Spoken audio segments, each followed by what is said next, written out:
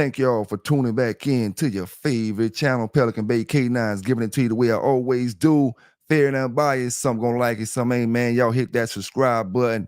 Don't forget to hit that like button before you get up out of here. Big salute to all the brothers and sisters down in the chat. Big salute to all the brothers and sisters down in the chat. Now, if you haven't subscribed to that channel, go ahead and subscribe. Now, you're gonna miss these exclusive interviews. Hope everybody having a great New Year's to start the year off. Got an exclusive interview for you. Like I say, salute to all the dog lovers from one side of the country to the other side of the country, from one side of the world to the other side of the world. Let's get into it. I'm in the building with Mr. Johnny today, and we're going to talk some of that old school dog talk. How you doing, my brother? Doing fine. Yes, sir. Yes, sir. All right.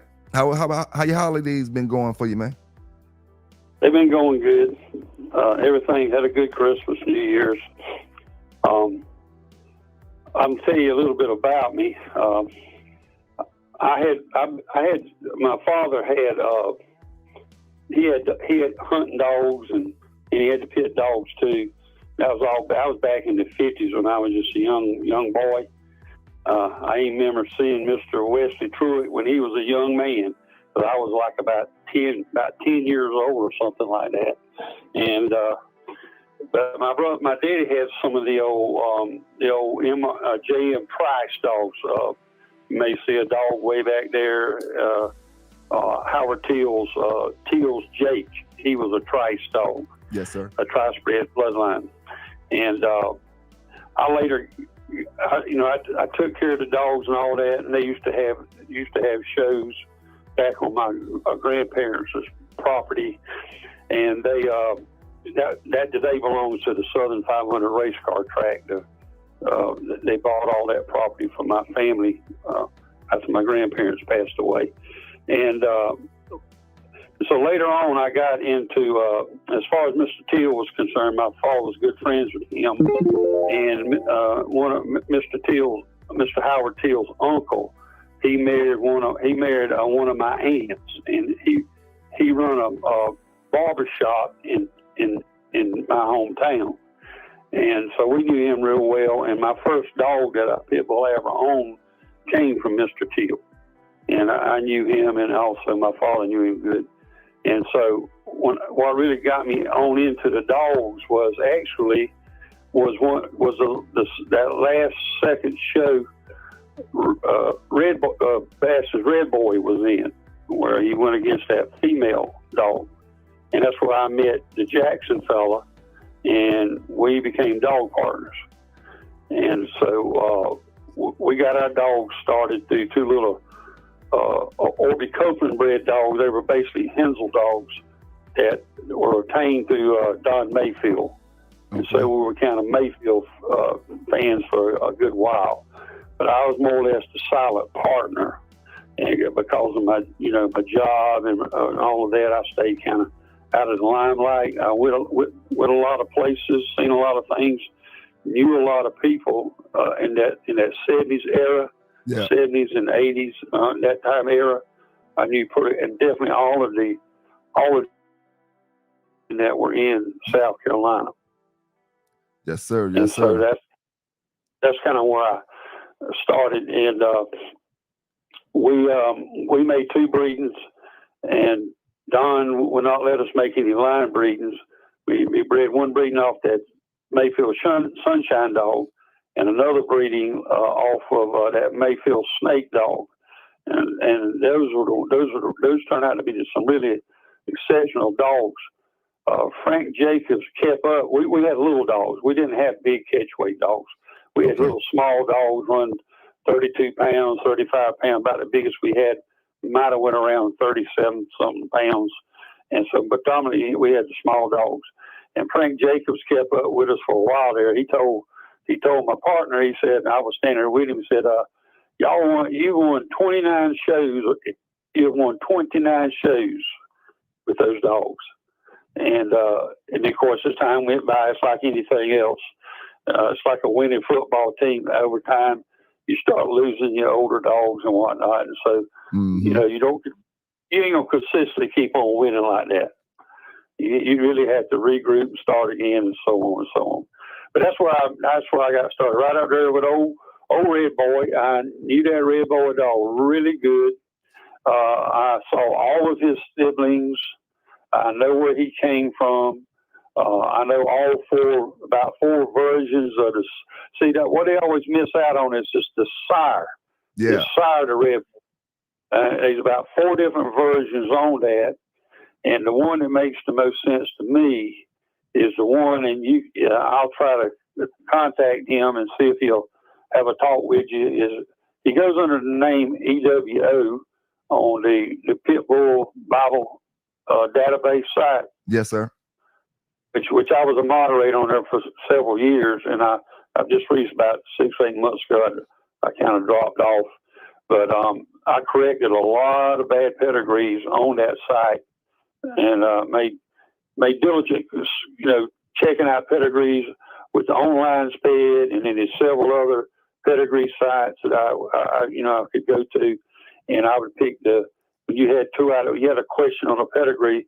If you had 2 out of the 3 agreeing, I would put the one that the 2 out of 3 agreed on. Yeah. But I corrected a lot of bad pedigrees on that site, and of course later on, as time went by, my dog partner, he kept the older stock of dogs, and then I started working toward some Carver dogs. I started working with that, and I started getting really good results with that. And then finally, when I got out of the dogs, my partner, he went down south, and he took everything off my yard and his yard, and he went down there. And I hadn't even looked at any of these dogs for a lot of years. And as I messed more and more on these computers, on his PCs and all, I just entered the name Young's Jake.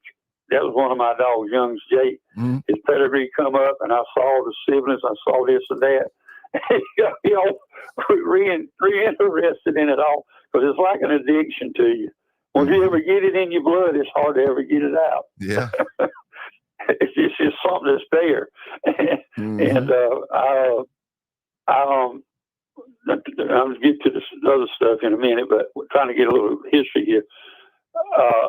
I contacted my buddy. He was doing well, and them dogs had stayed intact for right at 40 years, just like we had them bred.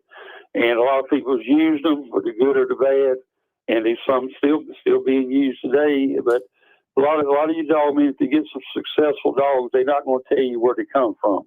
Yeah. And that was kind of the case with that case. And but he's down about 4 dogs now. I don't know what's producing and what's not. And them dogs are getting about 6 to 8 years old, maybe. And so the way he was talking with his health and all, yeah. I don't know if he'd be much longer anyhow. Yeah. Let me ask you a question real quick before I forget it, because you was okay. Go ahead. I heard you say something about the Redboy. You seen the Redboy and the female show? I did. My partner saw the first one with the William Cable's Fang dog. Okay. The outcome would have been the same, because like I say, you can't make excuses if you go on through with it. Yeah. But that Fang dog was really sick. He was throwing up and all that, and so that Redboy won that one. Let me first say something about Redboy. He was a good game dog. I saw him game tested. I'm talking about severely game tested on a big old pit bull Great Dane cross. That dog, I wrote several things about it. Sometimes I make the weight get bigger and the weight get lower. You know how that is. But he had to be well over 100-pound dog. He was a monster. And it was in the middle of July, hot. Down here we have that, kind of summers we have down here. It was in July. And I saw this personally. I was there personally. And Mr. McDougal, who had a full brother to Redboy, that dog was called Happy. Mr. McDougal and me, and there was some others. I don't remember everybody's name exactly, but he put his way. That dog was skull dragging him around, and finally when he finally broke loose and he faced him up, he made a wobbly scratch right back into that dog. And so then later they matched him 2 times. Now he had heartworms, and I don't know how bad an extent the heartworms was on the first go round with the Fang dog, but on the second show, they gave him a heartworm treatment. Mr. Till had a veterinarian that he sent the veterinarian school, and when he come back home, he built him the building and everything, put him in business. Mr. Till was a businessman. He owned a lot of land and everything in Wadesboro, North Carolina, and he had that Bowman, what was called a Bowman restaurant, and he put that young man and sent him off to veterinary school, and he was Mr. Till's personal vet, and so. But back then, the heartworm treatment was arsenic, and you had to be real careful. If you killed all the heartworms at one time, the dog would die. And so he went through an arsenic treatment, which is really hard on the dog's system. And so when they got through with all that and gave him a little rest and time and all, they come out on that Loposse, that female, I don't know if Loposse owner or who owned her. Loposse was the one that made the challenge. I was standing there when they made the challenge. And, of course, Mr. Till, he was telling Bass, and I want to say first, I'm not a great fan of Bass. Yeah. He was telling Bass that, hold on a minute, because they were going to bring a female, Yeah. And Bass made the statement that he said, I don't care if they bring her dead in heat. If she bites him, he'll kill her. Damn. That's how confident he was. And so everything went through, and that's when I saw that show, that one, and that's when I met my dog partner. We met that same day. He come the first time to see the first one, and then the second one when he came, that's when I met him, and I saw the second show. Now, Redboy was a smart head dog, and when that bitch hit him, she was a storm bomber. She just nailed him, and she hit him hard in the shoulder. Well, he reached over and just reached right over and caught her right across the bridge of her nose, took her right out. Dang. And then she got into his back end. He was a very heavy muscle dog. He was limber, and he was a very intelligent dog. He just reached back there, caught her across the bridge of her nose, took her out of there. And when he get those good nose holes, he would stay in holes, and a lot of people said he didn't have no bite. He had a soft mouth. He was a lot of people don't understand the difference between a snatch and tearing dog and a dog that is a hard pressure biter. Mm-hmm. And that's what he was. He was a hard pressure biting dog. He had that hole, and you see him clamp down. You see him clamp down and clamp down.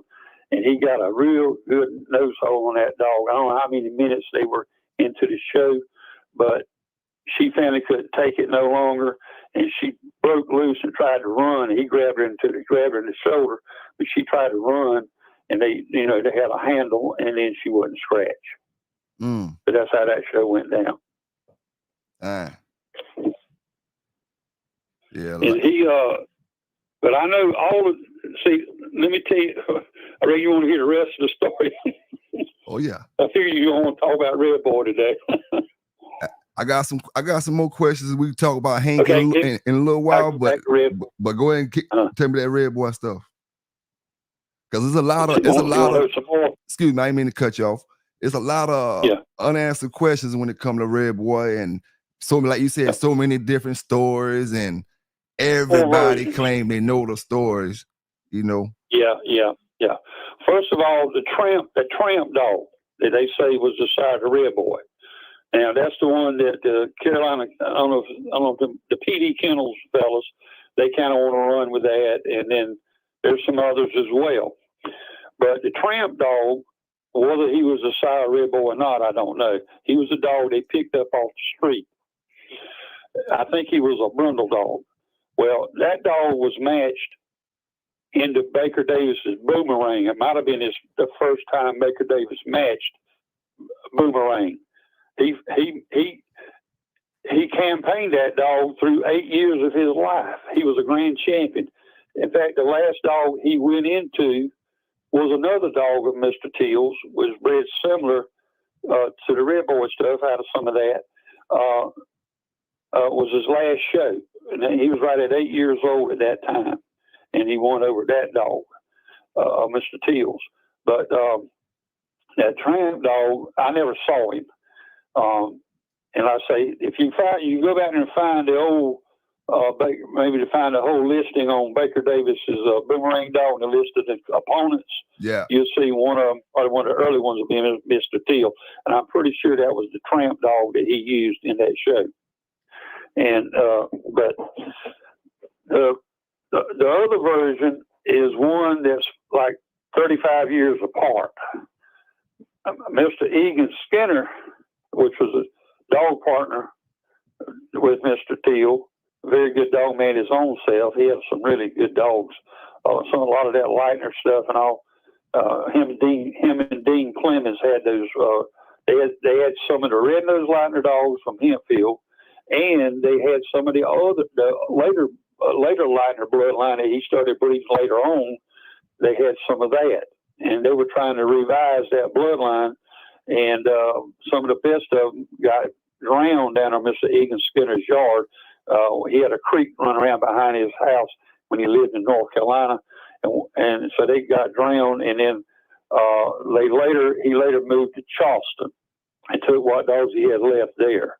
And Mr. Dean Clemens, I never got to meet. I wished when I was visiting with Joe Bill, I wished that I'd have went and tried to visit with him and some of them other dog men and also with Sonny Shropshire.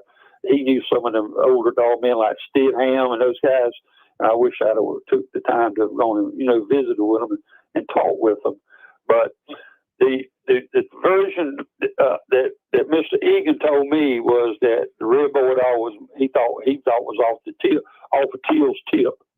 Mm. And that was a dog. Them dogs were bred by Mr. Egan Skinner. Mr. Teal's tip, Teal's Susie Q. LaPasse had one called LaPasse's Beanie, but I don't know if she was exactly the same, bred the same way, but I believe she was. And then there was maybe a couple more of them, but that's what he told me. That was like 35, 40 years ago when I just got into the dog game, and I started coming up to Mr. Teal's restaurant and visiting with him and whatnot. And then 35 years or so later, Tom Gardner called me and he invited me to come to one of his pig pickings. And I asked him something about that Redboy dog or whatever. And he told me that when he called Mr. Teal right before he died, Mr. Teal had a heart attack. In fact, I was with him when they went down to Georgia. I drove him down there, and then I drove him back. He wouldn't go to an emergency room like he should have, but he made me drive him all the way back to Waysboro with having a heart attack. And we was afraid he was going to die in the car. And anyhow, he called Mr. Teal he said right before he died. And he asked him that same question, what was the sire of the Redboy dog? And Mr. Teal told him it was the Teal's tip dog. So that's the two versions of that from like 35 years apart, me not even knowing Tom Gardner that well. And then the other one, which I think is more correct, is there was a black man in North Carolina. His name was Krebs. I never could get that the correct pronunciation, the correct spelling and all. Yeah. But he got, and the reason why I say this is a few months before, not long before Mr. Mims died, EWO taught him. EWO was very good friends with Mr. Mims, Carl Mims. Yes, sir. And he used a lot of Mr. Mims' dogs. And Carl told him, he said that the Redboy dog and the William Cable's Fang dog were closely related. That's what he told me.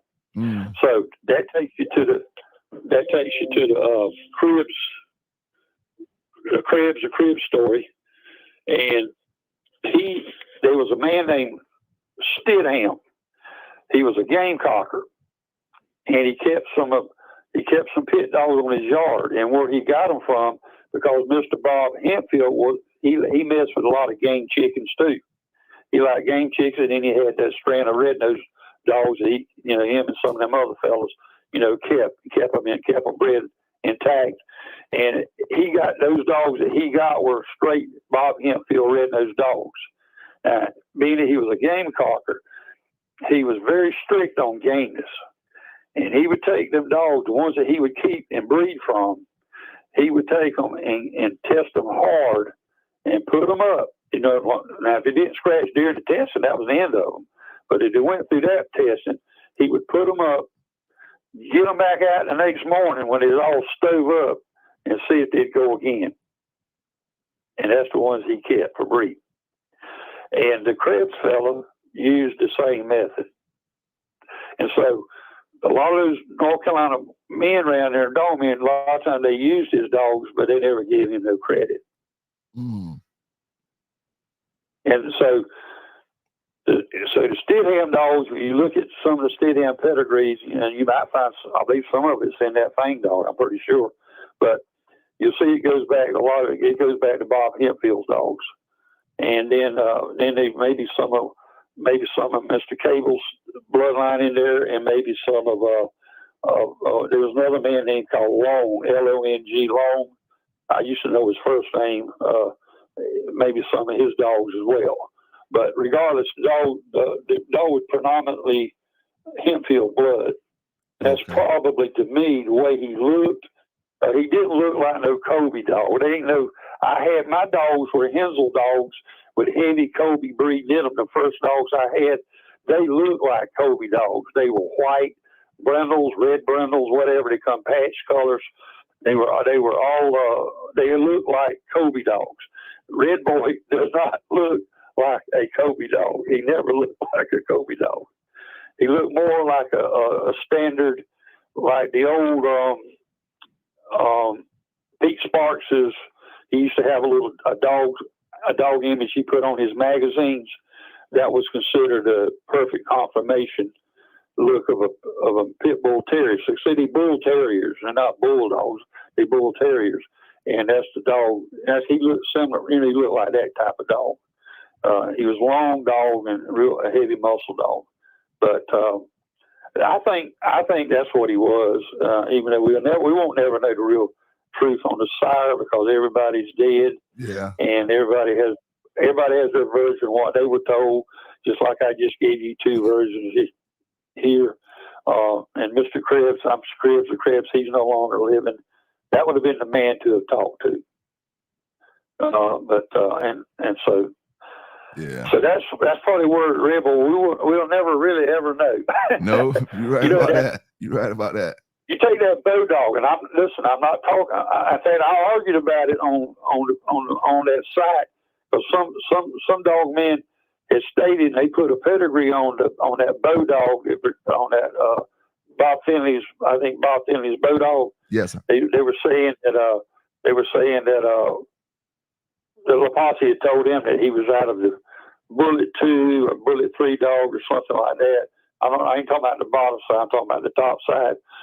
And if you go on and look at the pictures of the bow dog sire, he was a solid black dog, and Kobe dogs don't come black. And you see a lot of those black with white in their chest dogs through them bullet dogs. Mm. But, I argued with them that the pedigree is what it is. It's been like that for a long time, unless Mr. Finley wants to change it. That's him, Yeah. So that's the way it was.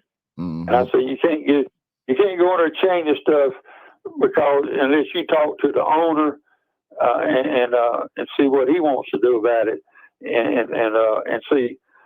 LaPasse, he was in the dog puppy selling business.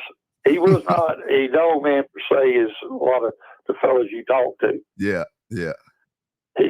And if you went out, you went there, and his uncle would do the same thing. I knew his uncle. His name was Atlas Lamb, I believe. Me and Andy Al, another good little dog man, lived right around me here. He stayed out of the limelight, and he did real good. But we went out there and visited Mr. Lamb, and he walked out there with a stack of papers, pedigree papers. Yeah. And whatever we'd asked for, we'd be looking at that dog or whatever we'd asked for. He'd point you out a dog. He's shuffling up. Here's your paper. Dang. Yeah, that's a lot of. And Mr. LaPasse, I ain't saying he didn't breed some good dogs. Now, I mean, when you got that Buster dog and all, but I had some of that, and I was building a yard on that Jeremiah stuff, and I was getting some exceptional dogs, he put his daughters through college and all with the help of them selling them dogs. And so if you walk around there, he had like 3 puppy pens of dogs, and you went in there and started asking for a specific this or that. He had it. That's what them are right over there. Dang. Now but, I ain't saying all of them's like that. You don't know. Yeah, you never know.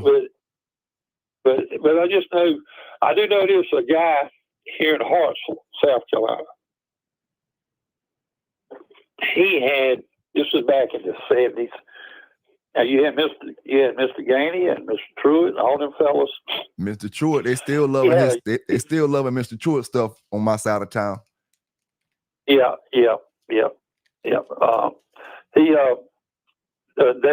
That Kobe, this guy had a whole bunch of them Kobe dogs. He bought them from LaPasse. He had a whole kennel of them. And I went and talked with him one time and asked him about them and whatnot, and found out where they were from and all. And but none of us ever bought a dog from him. Them dogs, when you can take them and put them all together in one kennel, one pen kennel, and put this one and that one together and whatnot, hey, something wrong with that picture. Something wrong and with that's what's going on with these people. That's what these people are today. But I don't know what kind of dogs, were they really full-blooded pit bulls or what they are. A little boy just got mauled today on the darn news by 8 pit bulls. Now, were they little puppies? Were they puppies that jumped on him, trying to play with him and biting on him? Or was it dogs, And what were they? I mean, I see a lot of dogs called pit bulls that are Amstaffs or Amstaff mixed up dogs. Mm-hmm. A fellow got one right down the road here. And the sucker, he can be dangerous if he's with a small dog. If he's with a couple of little small dogs that'll run at you and yap at you and bite at you, that's going to rile him up, and you don't know where it's going to go from there. Mm-hmm. Mr. Till was right. He told me, he said, these dogs are not for the public. Don't sell them to the public. Yep, because and he said, they ain't no good. Oh, go ahead. Put them to sleep. Don't sell them. The only one I ever saw go to the public was a guy that hog hunted, and back then they didn't use them aprons on the dogs. Mm-hmm. And of course, the life expectancy of a catch dog ain't very long catching wild boar. Yeah. They usually don't last maybe a year or two at the most. And so, but I'm starting to ramble now. You got to get me back on the subject. Oh no, you're good. You're good. Yeah. I want to ask you some things about I didn't mean to cut you off. I wanted to ask you about. Right. I want to ask you about Hank. When it comes to Jocko, do you think Hank produced a better litter than the litter that Jocko's produced from? Oh yeah, that Hank dog was a well-bred dog. He went back into the better. I always thought was the better dog.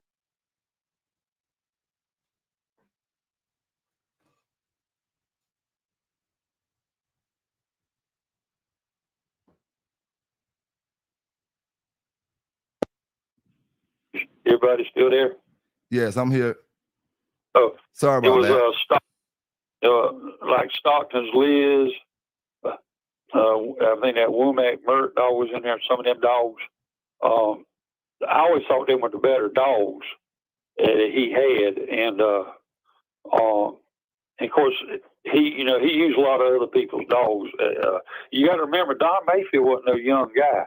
Mayfield come up in the 50s with people like Mr. Teal. They knew each other real well, and Maurice Carver and all them guys.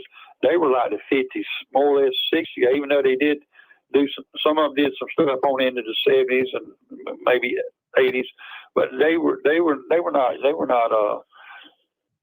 more like the 50s, mid 50s or so type dog men. Yeah. And there at the end there, he Don Mayfield was a tall man. He could have been on a pro basketball court. He'd be tall as a lot of them basketball players. He was real tall. Wow. I saw him he made a joke out of Irish Jerry at a show when at Easy, his Mayfield dog was called Easy, and she was a Red Bill bloodline, Tudor's Red Bill, which that was a real good bloodline. That Mayfield State come out of that. Some of these bloodlines are catalysts for these dogs today. Yeah. That Red Bill blood was a good catalyst for the Divo dogs. That Creole blood that I had managed to get hold to, that was a good catalyst blood for a lot of your Carter blood. There was one man that talked with me. He had some of it and wished he'd never lost it. But yeah, the hang dog, he would not take hold till he was close to 3 years old. I think what fired him up was Vernon brought him down here to my yard. I put him on my yard. I mean, back then I could have bought him for $100 if I'd have wanted him, because he just wouldn't do nothing. But he put him on my yard, and he's around a bunch of strange dogs and all, and he started firing up. And so then we went over to maybe a few months later. We went over to another fella. He was not kin to Wesley, but his name was Woody Truitt. Yes. And he had some dogs and bought a couple of Carver dogs. And he had a Amstaff dog that he called Obi, and he'd won one or two with that dog. And so we were just, showing some dogs that day. And so he brought that Obi dog there. In fact, we did it down there by the woods and just let him go. And that hang dog, he started getting it on. And boy, he got in that dog's shoulder and all. You start seeing some bad things happening. And I said, dang. And when Vernon saw all that, and so we still had him, and me and the Alboy, we had him, and we worked him to go into Rick's Bird. He had a champion dog, or a dog going for champion. He called Arizona Pete, real gorgeous, nice looking dog. And he was a well-bred dog. And Andy did most of the work on the dog. And when it come time to go to the show, I couldn't go. They called me in and made me go to work, because I worked for a telephone company. And they called me in, and I didn't have no choice. I hated that, but I did get there, made it up there afterwards. But anyhow, they ended up, the hang dog and the Arizona Pete dog, what happened, Andy let the dog get into some wet straw in a barrel. And he got a little touch of mange. He didn't have the mange, but he got a little bit of it, skin irritation on him. And Rick saw it. He made Vernon tell him, agree to him if his dog caught the red mange, but he was so confident he was going to win, he'd have to pay the vet bill or something. And Vernon said, sure, yeah. But they put that show off to the last, because everybody else thought they were more important. And that was the show that brought the house down. And he didn't even get the best of the show, because they didn't give it to somebody else. They just thought it was going to be a little blowover deal. And he wiped that Arizona Red dog out. Wow. And then later he matched him into Irish Jerry, and he had a little dog called Red Eye, a gorgeous dog, and a very good dog too. And I think I thought he might have been out of some of the Holtz's dogs in Texas, because they were up there. Him and his wife were up there, and so I took everything that Vernon didn't. He did. I was a good. I tried to. I had to keep Vernon, try to keep it straight, because I tell him. I went and got. I made sure I had a big old flashlight. I took it, and I took a thing to check the scales and all that. And so I was the one that did the washing. Okay. And Jerry, he wanted to hang when he come to my dog. He wanted to hang dog. He wanted to hang the hang dog up there, walk around him and walk around him and walk around him and look at him. And I told him, I said, "What's the matter? The dog's on wait. You can see it right there. That's enough of that." And so we got him down. And then when we were getting ready to wash him, Jerry had a pan of hot, scalding water. And I saw the steam come off of it, and I touched it. I said, you sorry rascal, you want to try to scald my dog. And I made him bring cold water and get it back down to where, where it'd be good. And then after they washed him, of course, I need to back up on the other dog. When he washed his dog, his dog had to wash second. So after we got him washed, Vernon, cook him. And then when we washed his dog, he wanted to grab his dog up and take him on to the show with him soaking wet and soap on him. I had to reel him back in again and made him rinse the dog and dry him off good. And so I got through all that. So then we got out there. When he let him go, the red-eye dog, he got the first hold, hit the shoulder. The hang dog reached over and caught the other shoulder on him, broke his shoulder, and then broke that shoulder. And then he finally went there to the back end on the back leg and that joint there. And the referee was watching all this. He didn't have no business being a referee. He was watching it. And when he bit that back leg, the back leg just broke. You hear the crack sound, and he started throwing up.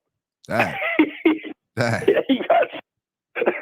So the referee. And then after that, it was but a massacre. After that, the referee start throwing up.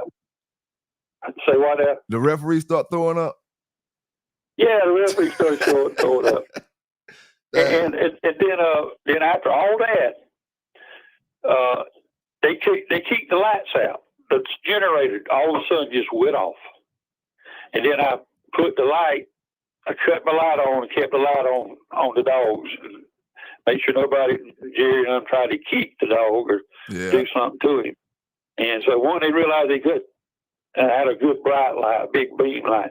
And they couldn't realize they couldn't do nothing there. And then all of a sudden, the generator lights come back on. And so then the final thing that he did, and I don't know what our referee was waiting on, it come time for the red-eyed dog to scratch. The dog tried to make a scratch. He was a good dog. I'd have loved to have him. He staggered over to the pit wall, up against the wall on his corner. He fell up against the wall, leaning on it, trying to stand. And Jerry goes over there and starts calling him. Jerry had him about a 35-second scratch. Call him down the wall and then try to call him back up there. Vernon asked her, "When is this thing over?" I said, "That dog dead on his feet." And so then that was the end of it. And then what made matters even worse, he took that dog and went back behind that big shed and threw him down on the ground. And it's the cold winter time in Georgia. Threw him down on the ground, and he was back there flopping around like a fish out of water. And Mrs. Sharon Holt walked by and saw it. Oh my Lord! And she went and got Crenshaw. He come around there and saw it. He called Mr. Jerry over there, and I ain't gonna tell you what all he had to say to him. Yeah. And he told him to take the dog out there somewhere and put it out of his misery. And if he ever saw him do something like that again, he would never be back on his premises. Yeah. Dang. And bad sportsmanship. I mean, I like old Jerry. I knew him all the way back before he even had some dogs. He was he'd go down. He was go down there to Florida or had the dog.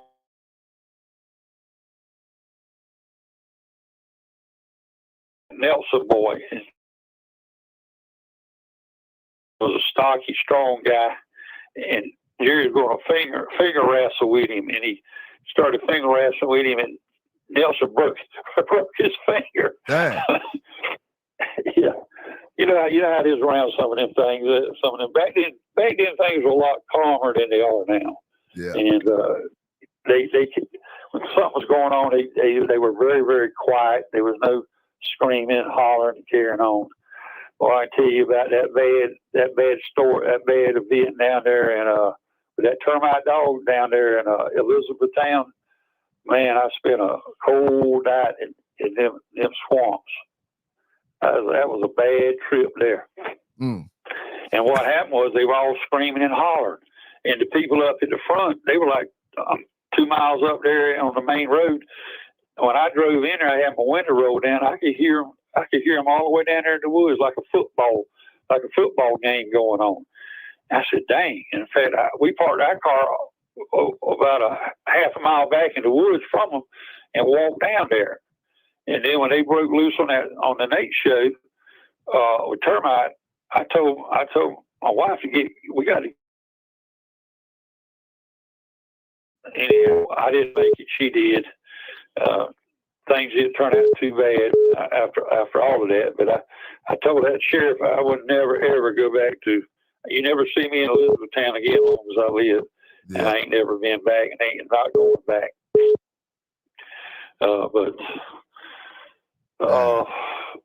But anyhow, that Hank dog was actually an ace dog. He was in a class of dog like Molly B or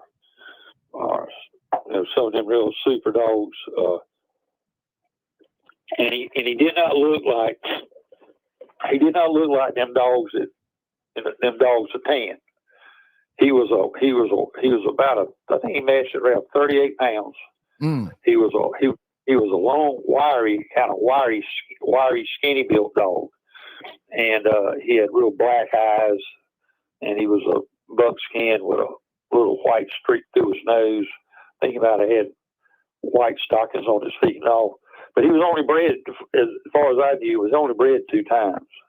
He was bred to that Bob Raff's Queenie bitch, and he was bred to my young Tina bitch. Why? And why they only bred him twice? Or why y'all only bred him twice? He died. Okay. He'd brought him out again. In fact, he got tangled on the chain or some way or another on the chain, and he died from heat stroke. It was during the summertime. Vernon, when he come home, he found him tangled up or whatever, and he was dead. Yeah, if he'd have lived, they ain't tell how many good dogs he could have produced. But he was an exceptional dog. And that Jeep dog, I don't know if it was the next to last or the last show that Jeep had with that Homer dog, ended up going into that Homer dog. Ozzie Stevenson told me personally up there at Mr. Sharpshire about all that.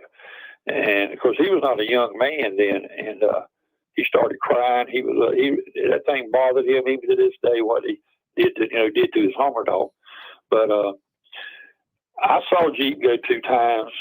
I'm pretty sure it was 2 times. I was not impressed. Yeah. And I know on one of them, if they hadn't bunched up together, he went over that pit. He was trying to get over. Dang. And what it was, that dog that, what's that fellow's name? He was down there in Florida. I can't think of his name right now. He brought a dog in there. I don't know why he even owned a dog like that. He had some good Carver dogs. And that dog was supposed to have been a Carver dog. That dog looked like a half-breed basset hound. He had the legs like a basset hound and the back end and the big old hound dog ears. And I mean, there's no way he could have conditioned that dog. You can't condition no fiddle front dog, a dog that's fiddle front with his feet going out to the sides. Yeah, yeah. You can't run no dog like that. He'll go cripple on you. So he might have had him in some basic shape, and when he barnstormed that dog, he liked the back end of the dog, the testicles and all. And so had Jeep scooting around, and he panicked, you know. It looked like he wanted to go over that wall. But when he finally come back in, Crenshaw got him calmed down, and then he started fighting. And then as it went on, the conditioning started telling the tale. Mr. Cooper, his name was Cooper, Vince Cooper, I believe it was. That dog was in no way in the condition to even be able to compete against Crenshaw. And so once that, you know, Jeep kept the dominance all the way through, and, you know, naturally he won. Now, I don't know if it was the last show or the next last show, James and his combine group, we were all down in Georgia somewhere, and he was standing on the back of his pickup truck, and he was hollering out the weight for a Jeep, and he wanted a $10,000 forfeit, and he was hollering out the weight. See, you know, all of us were standing around. Vernon said Vernon at that time had the backing of another fellow. His name was Bass too, but he was not any kin to Randy Bass. He lived in Georgia. He had a big business, sold tires and all kind. He was a big business, wealthy businessman, and he just liked the dogs. And he backed Vernon. He said, "I got you." He said, "I got your back covered." He said, and so Vernon. He called out. He answered that challenge about 3 or 4 times, loud and clear. And James would not acknowledge him. What? And finally, Crenshaw came down. Not Crenshaw. Creech. Creech was his name. He came down there and told Vernon that James did not want to match into that Hank dog. And Vernon said, "It's not going to be the Hank dog. It's going to be another dog I got called Sundown." Goes, the Hank dog's 38 pounds, and I think the Jeep dog was 42 pounds or something.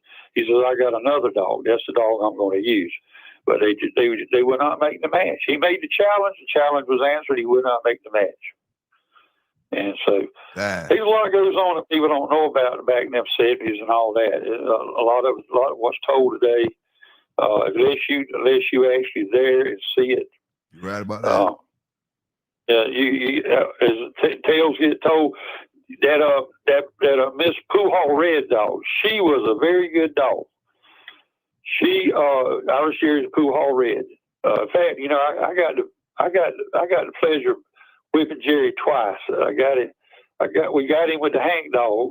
Then later on, years later, he came down this part of the country with a little dog, and I had a little dog called Hot Boy. He was a little Maloney Toot dog. Bred over over that Grand Spruce Red Champion Jack dog, and I had a little young man, a friend of mine. He worked him, and they was like 32 pounds or something. They were little dogs, we beat him that day, and I sat down and talked with him before he went and left, and I never talked to him again after that. Like I said, I didn't totally dislike Jerry. I just needed to keep 2 eyes on him. That's all I knew about him. But with Poohall, Robert Swetman had a female called Gold Pudding, and she was a brindle dog. And I think she might have been bred off of that Thor dog. I'm not sure how she was bred, but she was a really hard-biting nose dog. And he matched into Poohall Red. And Vernon, my dog partner Jackson, he did the conditioning, and he was. And I want to say about Jack, he was an excellent conditioner. Him and Crenshaw were on par, on the same level, and they fed basically the same way, except where Crenshaw would use kibble to keep more kibble to keep the dog on weight. Jackson would pre-keep a dog on X amount of kibble, get him on weight with X amount of kibble. He gave him more kibble. he used chicken eggs and chicken backs. He had more of a meat diet with less kibble. And but regardless, they the way he worked the dogs were very similar. And but this dog was in tip-top shape. Jerry had Pooh already. She was in really good shape. But that was actually the beginning of the end for her. For what she took in that particular show. They really devastated each other, and it come up time was one scratch before Pooh Hall come out. She didn't come out fast and strong. She come out slow, and so did it come out. And then when it come up for the next time, when it come up for the other dog, with the pudding dog, she was hurt too. Now she was hurt, and could probably keep her legs under. And when they were getting ready to scratch her, Atlas Brewer and all that bunch come around there, and they brought anything that was metallic or whatever, and they went to screaming and hollering and just beating, making all the noise when they released her. When they released Gold Pudding, they made all the noise that they could possibly make. I mean, screaming and hollering. That ref should have called it on them. And she hesitated for about 3 or so seconds, looking. She turned her head, and it startled her. And she stood there about 3 or so seconds, staring at whatever that was, and then she got refocused on Pudding, and she went. I mean, not Pudding, but Pooh Hall. She started her scratch. She was stumbling and started, but she got counted out. So after it was over, so then Jerry wanted to do a courtesy scratch. When he released Pooh Hall, she ran back behind his legs. She did not come out. And later he matched her again into Mayfield, and Mayfield beat him real easily, beat him with that easy bitch. And even in that show, I was there at that show. Jerry kept pulling on his dog. She was on the bottom. She couldn't get up. She was pulling on her. He kept pulling on her. And I'm looking at him. I said, "Man, Jerry, you doing something like that in front of a seasoned dog man like that?" And I was thinking that, and he kept pulling on her. I don't know what he was trying to do. Maybe he was trying to get her to get back up on her feet or something. And finally Mayfield reached down and said, "Well, Jerry, how far you want to snatch him?" And he picked both dogs up over his head. And he was about close to 6'8" or something. He was tall. And Jerry was a little short fella.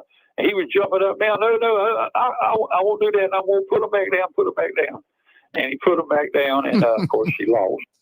That was the end of her. Dang. Of course, later on down the road, Stinson and Glover, they wiped out easy with that Zebo bitch that they had.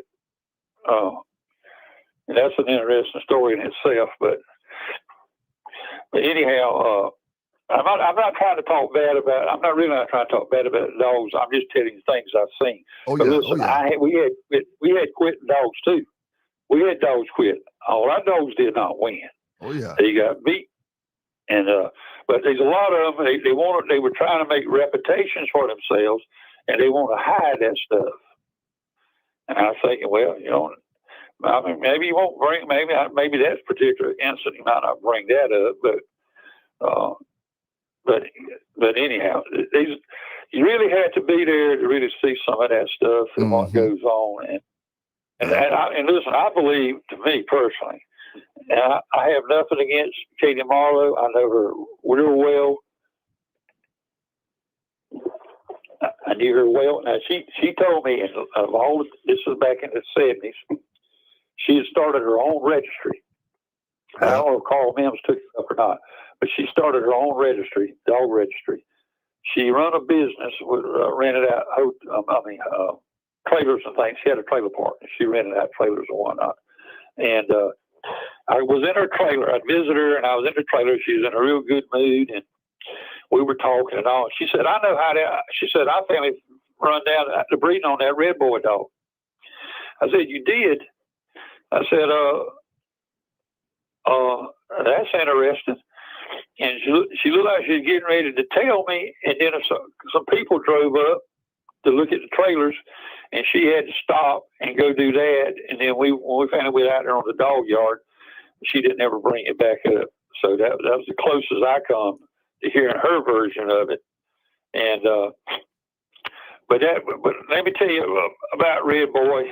They got him coming from the Adams man and the Iron Lion Kennels. He's got his own story. But Redboy was bred out of a litter of puppies by Mr. McLeod. He lived in Florence, South Carolina. And he advertised in the Florence Morning News newspaper or whatever. Yeah. And he would advertise pit bull pups for sale. You could buy them for about $85 a pup. That's about what they were going for back in the days, $85, $100, whatever. And so that bitch he had, that Susie Q, I think her name was Susie Q. I never saw her. Katie saw her, but I never saw her. He bred her. He was breeding. When he wanted to breed her, he'd take her to Mr. Teal's. Yeah. And he used one of his stud dogs. And so Redboy was one or two things. He was either Redboy and the Big Mac dog, which was a full brother to Redboy. He was bigger than Redboy. He was a big buckskin black muzzle dog, rough dog. A lot of times Howard used him to school dogs. He was wanting to take a look at. And he was a bruiser. I saw him roll him, roll him on some dogs a few times. Well, then there was Redboy, and so Wilbur Martin. This is his name. That's the actual original owner. I would say the one other than Mr. Till, if he had him, he was the original owner of the Redboy dog. And so it was one or two things. He either went down there and bought Redboy as a puppy from Mr. McLeod, or maybe Big Mac and Redboy were stud feed the pups, given back to Howard. Yeah. And Howard might have given Redboy, because he gave, Redboy, Mr. Till gave me a pit bull. I wanted a pit bull, a young man. He gave me a beautiful buckskin pup. He didn't give me no papers. He just gave me the dog. Yeah. And then the Redboy dog, that might be how Wilbur got Redboy, one way or the other. But Wilbur had the papers on the dog.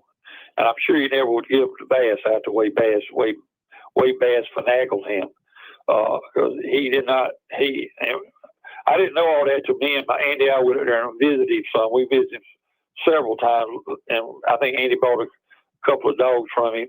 And what he had on his yard was some La Posse Kobe dogs.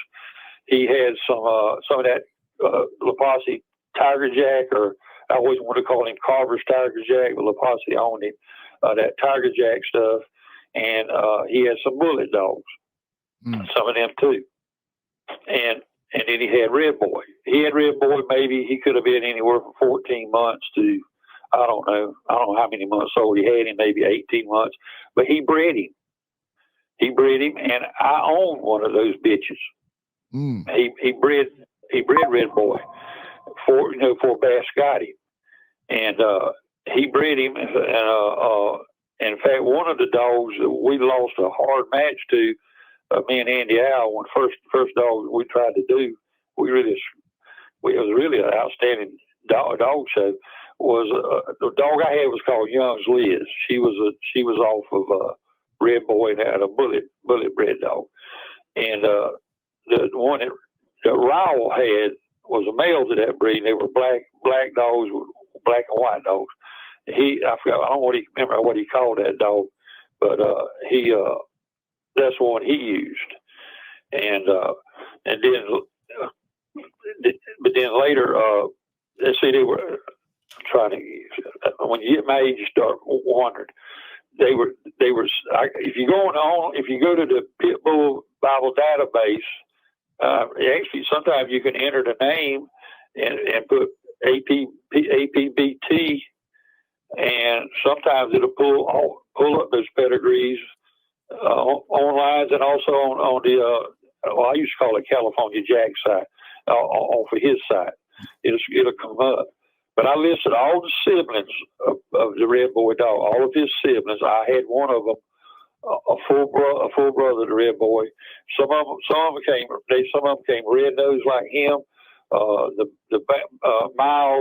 on that dog originally. Miles Bouncer, he was a Tiger rental, and then there was Mr. McDougal had one called Happy. There was a crippled man named Theo Hendricks. He had one called Sandy. He was a red-nosed dog too, but a real light red-nose, and he might have been. And then that Ford boy, he had one, a big dark buckskin, black muzzle. He had one of them. He was a big dog. I forgot what he called him now, but the boy's name was Ford. Last name was Ford.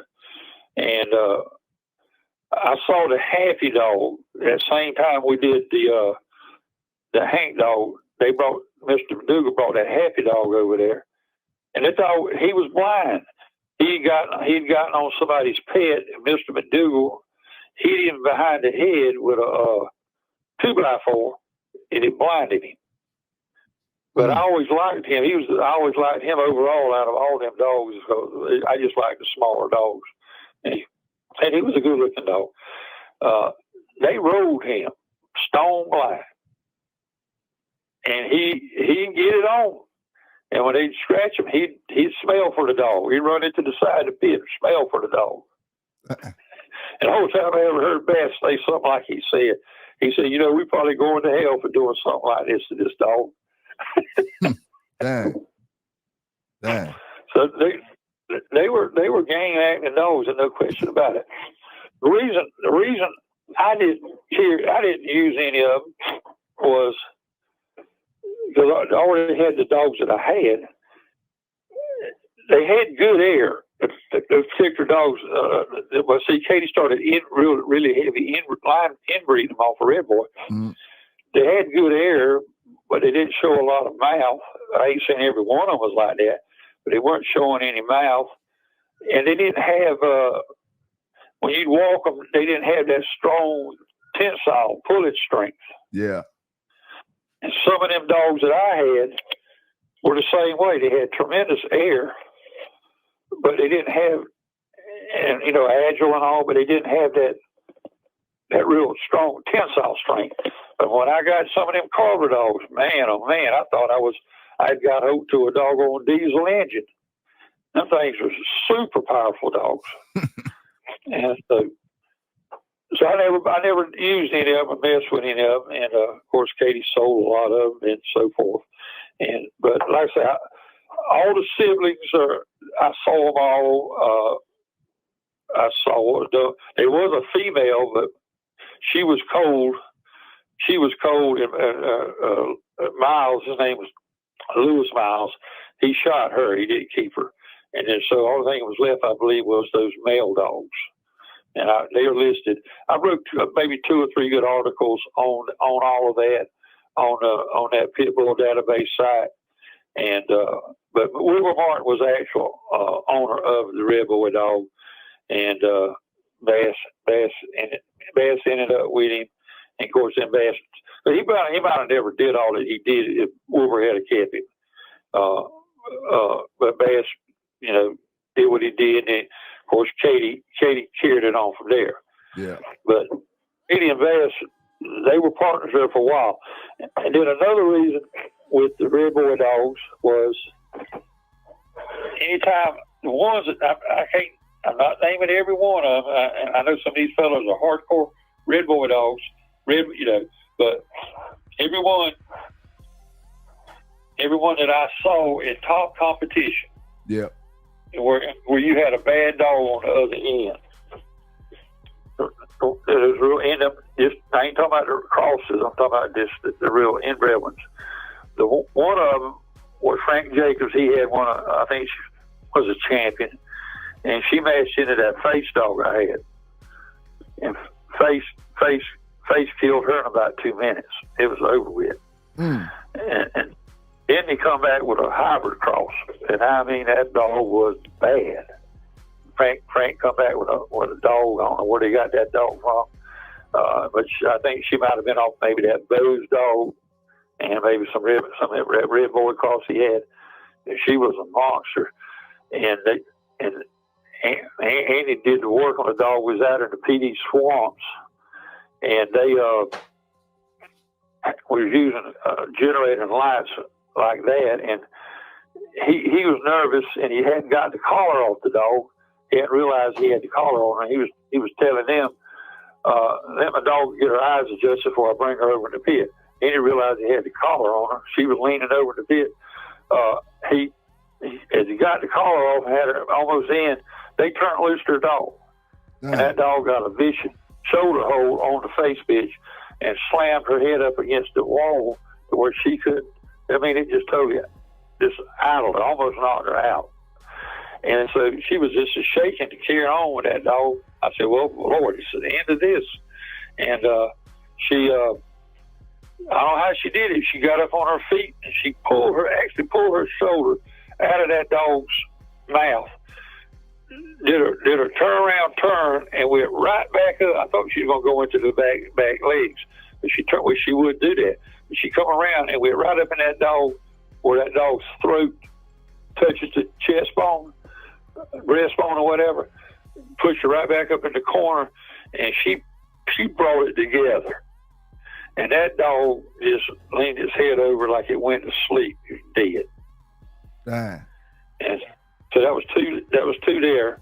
And then the other one, this is where Bass he grabbed up the what do you call it, the money they take, the gate money. He took up both times. He took up the gate money, and then when he saw what was going down, he jumped in the car and run off down the road. That's when everybody quit fooling with him after that. And then later, he wasn't long after that, he died of a heart attack. And of course, Katie in it, she got the dogs, all of the dogs.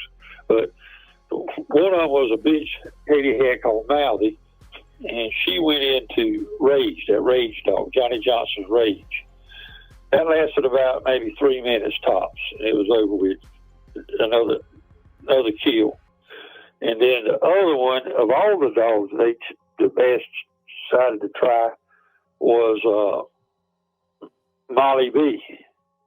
And when Molly B was around, I just tell anybody the best thing to do with Molly B is let her be. I mean, that was, oh my Lord, you talk about a killing machine. You ever see a lion on Africa hit a zebra full force, running full force, hit a zebra? Well, that's how Molly B. And when they released them dogs, Bass bought a big Redboy bitch he had. He said she'd catch Molly B on the head and all and wear her out. But I suspect what he was doing all along was he was just trying to get gate money, because it drew a lot of crowds, you know. Yeah. And get all that gate money and run off with the gate money. I don't think he had any chance of winning. But I do know this: he liked to keep a cigar in his mouth. And when he saw Molly B, when Molly B hit that female, Redboy female, that female dog, she went squalling. Bass's eyes got, I mean, it's like he was with shock. His eyes got real big, and he almost swallowed that cigar. And he when he saw that, he turned around and pushed his way through the crowd, went outside, jumped in his car in a whole buggy, and left Katie there all by herself. And Jacobs and all those Indians, boy, they were out for blood. They were bad. Dang. I'll be mad too, bro. Dang. And she told him, please don't hurt me. I'm a woman. She said, don't hurt me. I'm a woman. I got children at home. Dang. Yeah. But so did you? Oh, go ahead. So that's one of the reasons I didn't see. But now, if you talk with EWO, there's about 3 strands of those Redboy dogs, and some of them might have been crosses. Yeah. That were that they said were good dogs. So I'm not debating that. I ain't saying every one of them dogs that would come off Redboy didn't have a mouth. They weren't good dogs. But see, a lot of that they did amongst themselves up there in Pembroke and around in those areas. A lot of it they were doing amongst themselves. And Indians. Yeah. And Vernon told me, he said, Johnny, I can't never get no match like that. He said, I try to match them. They won't match me. He said, I can't get none of them kind of matches. Not that, it would have been easier or harder or whatever. Yeah. But they just, I think, see, what I believe, Jocko is what made them dogs. They always say Redboy Jocko. It's the Jocko dog that made them dogs. He put the body in them. He put the power and the strength in them. And see, the key thing with them Jocko Redboy or whatever they want to call them, if you had a 45-pound Jocko Redboy dog, it weighed 45 pounds. A lot of these local dogs, if you brought in a 45-pound dog, weighed the same weight, that Jocko dog, he'd be probably 6 inches longer. He would be taller. I mean, just a bigger dog. Yeah. It's kind of like your heavyweights, you know. Mm-hmm. They really could weigh, some of them could weigh 250 pounds and look normal. Mm-hmm. But they trim them down and they go at a much lighter weight. And so that's kind of where them Jocko dogs were. They were big dogs for their weight. And they were also really strong dogs. Yeah. And they had a lot of the foul fighting techniques from that Hank dog, because he was a back end dog. I mean, he would go to the back end, and so they had a lot of that trait too. I saw Jocko's, might have been his last show before Porter got arrested and all his dogs were destroyed. I didn't know Porter personally. I don't even know what he looked like. I just know I was up at his place on that last show because Porter had bought Jocko. And I believe it was going into a Crenshaw dog, and that thing was a pretty tough match, and it went tit for tat there, and finally both dogs were laying down, and Mr. Chavis, he hollered over there. He said, "Jocko," get up there and kill that dog. And believe it or not, that sucker raised up and went right into that dog's soft underbelly and took him out. Now, he also said this. He said, "Jocko, get up there and kill that dog. If you kill that dog, I'll kiss your," I'll have to say arse. Yeah. So I'll kiss your arse. I'm going to tell you what. He made it good. I saw him do it. After Zoe, he raised his tail up and he did what he said he was going to do. Yeah. Hey, he told him to get up. He told him to get up. He got up. He just raised up, and they were both laying down. One head was toward Jocko's stifles, and Jocko's head was at the other dog's stifles, and they were like out of holes trying to catch their air or whatever. Yeah. And that's when Mr. Chavis said, "Jocko, get up there, kill that dog." And he raised up, went right in that good, because he would go to that back end. That's where he liked to go. He went right in that soft underbelly of that dog, and that was the deciding factor on that. And then later, Porter got busted, and all his dogs. They confiscated all his dogs and put them to sleep. But he had one little dog off my yard that was off of directly off the Hank dog, and my little Tina bitch, her name was Brandy, and he was planning on breeding her back to the Jocko dog, and she was a really good dog, but she was a chewer and chewed out all her teeth. Made a good roll dog, because you can just grab her and pull her right off. She didn't have no teeth. Yeah. But anyhow, he was going to try to raise a litter off of her and see what they come up with, but all them dogs got destroyed. Dang. Did you see Hank's sister Gilman's Chipper? Did you ever see her before, or did you know her? No, I never saw any of those. Only dogs I saw.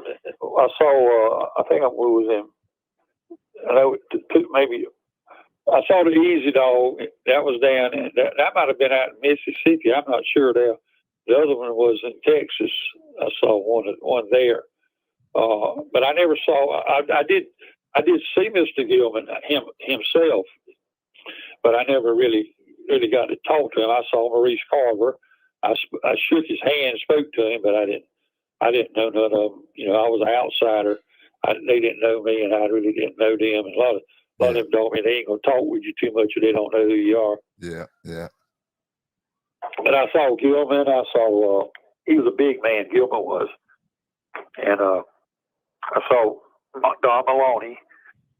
He always dressed up like he dressed up like a dandy, like some of them cowboy gamblers or whatever, with all the fancy hats and all that stuff. Mm-hmm. He was real decked out that day.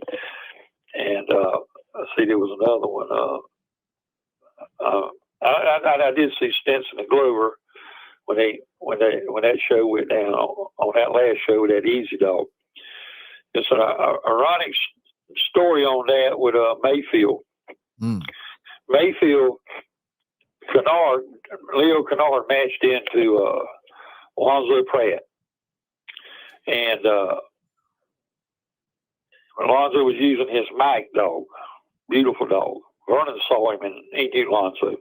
I knew Alonzo and spoke to him, but I didn't really know him. Never been on his dog yard. But he made that match with Kennard, and see, Kennard now was figuring he was going to drive all the way from North Carolina all the way out there to Mississippi, drive that dog all the way out there. But Pratt was a very smart fella, and he had a friend that had an airplane, had a good a pilot. And what he did was he put the majority of the keep on Mike there, and then about possibly the last week, he might have stayed at Eli Bush's place. I'm not sure exactly where he stayed now. Or Junior Bush, his name was Junior Bush. But he flew out there right in Kennard's backyard and had that dog rested up. And of course, then Don, he came in with a big old, I don't want to call them 10-gallon hats, this huge big hat. And you can see it if you have any of the old Pete Sparks magazines. You can see what he's doing in the handling. When it come time for Mike to scratch, he would try to cover that dog with that hat. Right. But it didn't work, and Mike wiped that dog out. And so here we go. All these years later, he matched into Stinson and Glover, and they have a dog. There was two of those dogs. Both of them were champions. Really bad bulldogs. One of them was I forgot what her name was, but she was off of Zebo and maybe a Kobe bred bitch of sorts. But that's the dog they used, and both dogs were in immaculate condition. I mean, immaculate condition.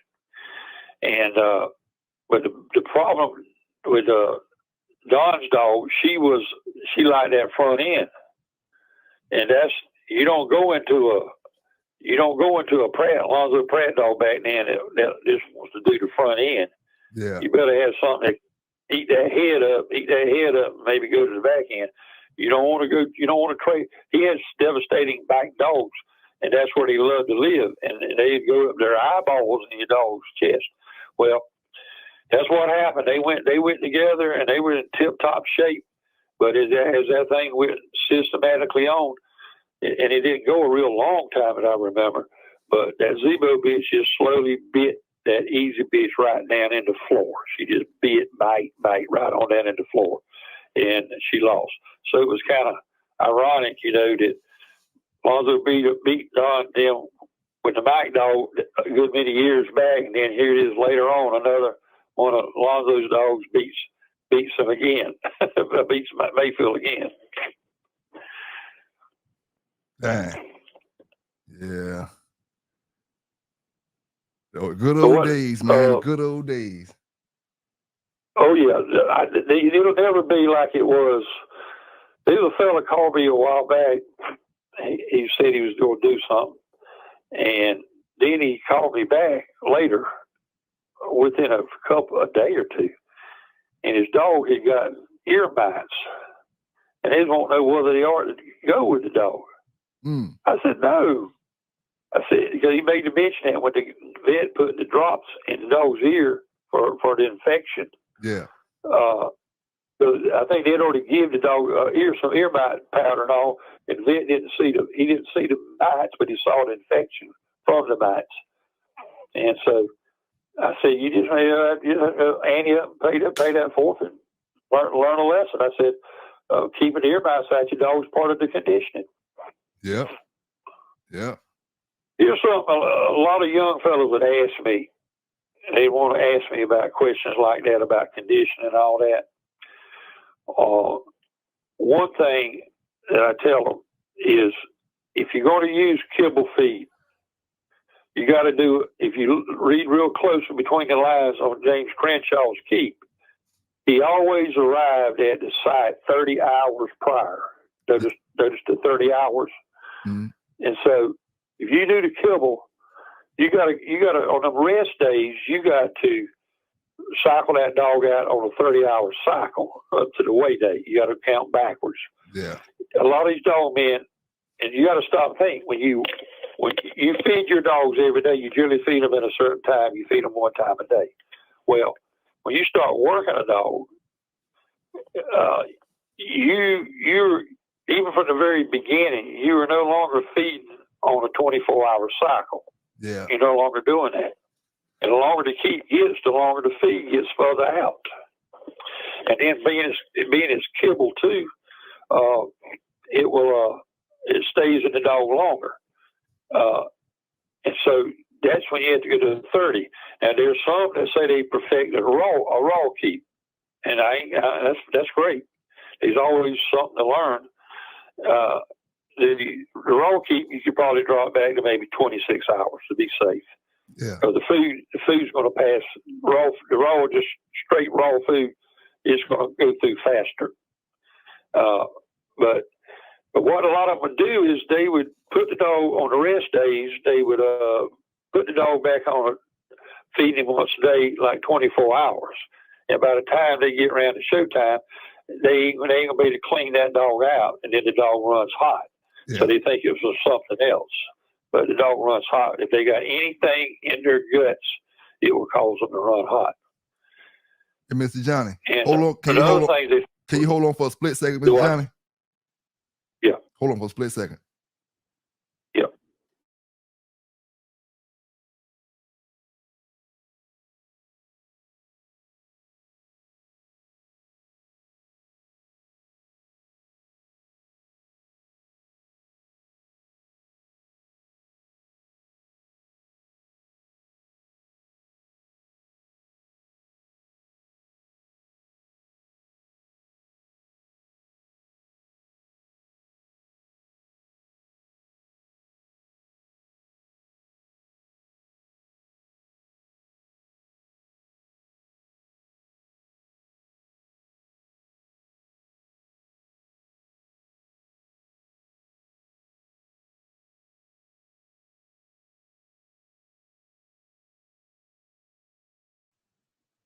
I'm back now. Sorry about that. We were speaking on the keep. That's all right. Right. Another mistake that's made is they'll ask me. They've asked me questions in the past. Now I didn't do a lot of dogs. Vernon, he was the dog man. I mean, he was the conditioner. He knew what. So he had a place on that Marine base. He was a master staff sergeant. He would have them boys walk his dogs in the morning, and then he had a big. He go back there on them where they run them tanks through them swamps, big old wide soft roads, and he had some mechanic. He was a supply sergeant. And he had them fellas make him something where he could idle that truck down where he could run a certain speed, like maybe 4 to 5 miles per hour. And then he had them in the metal shop. He had them build him a thing that went over the hood of the truck, and an arm went all the way out where the dog was attached to, sort of like what you do on a swinging jenny. And he had it set up where he could release the hook if he wanted to, and the dog would be far enough from the truck, and he didn't worry about him running up under the truck. And he'd take them dogs down through there and just jog them, just steady jogging them out. He'd lope them some and jog them some. And then if a possum or something crossed that road, that dog would see the eyes shining on that possum. And you see him hit that, he'd bring that line real tight. And so then he would release him, and that dog would probably sprint a good 50 to maybe 100 yards sprint wide open and hit that possum. And then he just ease on up there to him, break him off the possum, throw the possum in the woods. and he'd hand walk the dog a little a ways, then his breathing get more normal. And he'd hook him up and go again. He usually did about, depending on the size of the dog, he'd do anywhere from 5, 8 to 12 miles or that type of road work. Then he had those Marines, them young Marines that would help him, during the day. And if he had a bad weather situation, he had these big old hangar bays on that base, and some of them didn't have concrete in them. He'd use a treadmill and then hand walk them. They were big enough where you could hand walk them in there. Mm-hmm. And he said he never went over 30 minutes on a treadmill. He did not like a treadmill. He said there's too much danger in a treadmill, messing that dog's kidneys up, burning her feet out, and things like that. He never used it only when he had to. Mm-hmm. And so him and Crenshaw were very, very similar in the way they did things. And another thing they'd ask me, and people don't take it into account. They'd ask me some questions, and I say, well, first of all, where do you live? Yeah. What part of the country do you live in? And if they lived up north, I said, well, that's cold weather up there in the wintertime, right? I said, well, you're going to have to use a higher protein and fat type feed to keep that dog warm in that kind of climate. Yeah. And then the other one was, if you're down here where we at, particularly in the summertime, you would use lower protein and lower fat if you're going to go with the kibble, mm-hmm. add the kibble. And so, you got to ratio that stuff out. And then I also advised them, I said, don't ever go over 500 miles in any direction.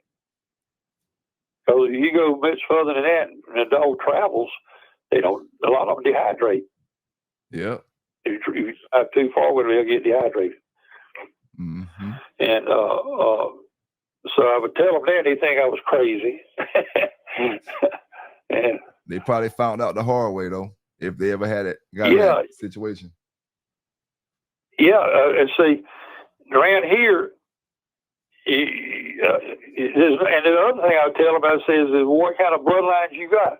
If you got a lot of them Eli, Boudreaux kinds of dogs, they're going to be a lot of them going to be hard bite barn stormers. Yeah. I said, you don't bring that sucker out in the hot summertime. Mm-hmm. And I said, you don't pull him as tight either. You pull him about 3 ribs and leave a little back on him, because you want him strong as he can be. But you don't pull him raw. You don't raw bone the dog. Yeah. And I said, personally, I love the Divo strand of dogs. I always liked them. I said, but they ain't necessarily deep game. And I said, if you want to know for sure if yours are deep game, and of course, EWO told me he knew one fella that had some of them, that they were deep game because that guy checked them hard. I said, I tell you how you can find out how game they are. Break him out in the summertime. Put some wind in him. Bring him out in the summertime on a bigger dog, and let him get extra hot and see what happens. Yeah. I said, if he goes on, because that's what Master over Redboy. He checked him in the hot summertime. Yeah. You know that you can go on that summer. There's different styles of bloodlines, different styles of dogs. And a good dog man knows the styles and the strengths and the weaknesses. And they have a real powerful, strong, hard-going dogs. They best for the wintertime. And them good lanky dogs that you can pull lean. And like a lot of Redboy dogs, they would fare better during the hot weather. Because that's what Katie would do. Them boys would come out of them mountains, and it didn't really much matter if they came in the winter or if they came in the summertime. But she wanted them in the summertime, and they'd drop that out of them mountains. And one of them I was with too. Them guys' dogs were sitting out there under the shade trees, and they were just a hash from their tongues was out of their mouth. They were not used to that kind of weather. Katie would whip them. Yep. Not used to the weather. Yep. So all that plays a factor. Mm-hmm. And down here where me and you live, A cat meal's fine. I don't have nothing against a cat meal. I like a cat meal. But how many dogs you know run them? Yeah, you're right about that. I don't know many that run them. And I had an 80-foot one. And also, it gets cold down here with this humidity. And I'm standing out there. You know, that type meal works the best in desert weather, like down in Texas and places like that. Yeah. And it's a very good way to do it. And of course, you got to know how to build it and how to set it up right. But and I'm standing out there in the cold. I mean, it's cold, and that dog running, and the wind is blowing on us. I said, I don't know, we ain't gonna be doing this a long time. Mm-hmm. And so what I had to do is I built me about an 18-foot round table, but I built it differently than what most people build them. I used a whole rear end of a positive traction rear end with the hog head gears in it. Everything was intact, and I built it out 18 foot, and I padded it. I didn't over pad it, but I padded it, and I was able to see some Middleton. He worked for Sunoco, and he could get that felt, that cotton felt that they used to whatever they used it for. And I got a bunch of that. That's what that felt won't burn a dog's feet like carpet will. And so that's what I used. And it run knee high. I could sit down in a chair, and the table was knee high to me, and I could touch the dog, handle the dog. And so I would use that and hand walk it. And I beat with a dog Roy Braddock had. He had a heck of a dog called Mr. Clean. Solid white dog, red nose, yellow eyes, red toenails. And he's in the pedigrees on that site that I was on. I put his pedigree in there. He was a heck of a dog. He was something else. And we went into Lonzo Pratt, and me and my wife worked McLean. We worked him 3 times a day. We did a lot of hand walking. She would hand walk him in the morning, and I know I get up early in the morning, hand walk him, hand walk him out about in the middle of the day. Then when I come in that night, I would hand walk him and do some table work. Mm-hmm. And we had him in good shape. And them rascals, Atlas Brewer and that bunch, well, we went under, so we went all the way up there to them. And they rode us around in them hills, around and around. They knew exactly where to go, but they rode us around, must have been an hour. And McLean got sick. And so Roy, he's all bad, upset, and he didn't want to weigh the dogs, so he didn't even weigh them. And there was Lonzo with his dog sitting in his corner, ready to go, rest and whatnot.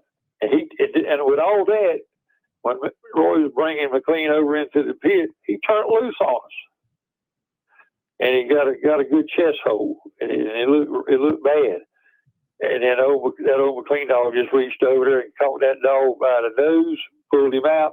Then he grabbed him into deep down in the burr of the ear, and he just worked on him. And it probably didn't last 20 minutes. That dog wouldn't scratch. He was over with. Dang. And I'm going to try to think what the other boys with that Hank dog, me and Andy Al, did him to go into that. But so I didn't do a bunch of dogs. Yeah. Because I couldn't take the chance of, I had a very good job, and I stayed in the background. I understand that. Yeah, I let Vernon get all the glory. Hey, ain't nothing wrong with that. Nothing wrong with that. He liked it anyhow, so I let him. A lot of people do not like him. It's kind of like with old California Jack. California Jack was an intelligent man, and when I was looking at his dogs, pictures of them, I thought them dogs were 38, 42 something pound dogs. And them dogs was like 32, 34. They were like them Jocko dogs, Redboy dogs. They were big dogs for their weight. I said, dang. But he was a very intelligent man, and I think he knew how to do condition dogs and all. I think he did good. Yeah. But let me tell you this one other one. some of them red boy dogs, like I say, DW can tell you about them. Some of them were full red boys, some of them were crosses.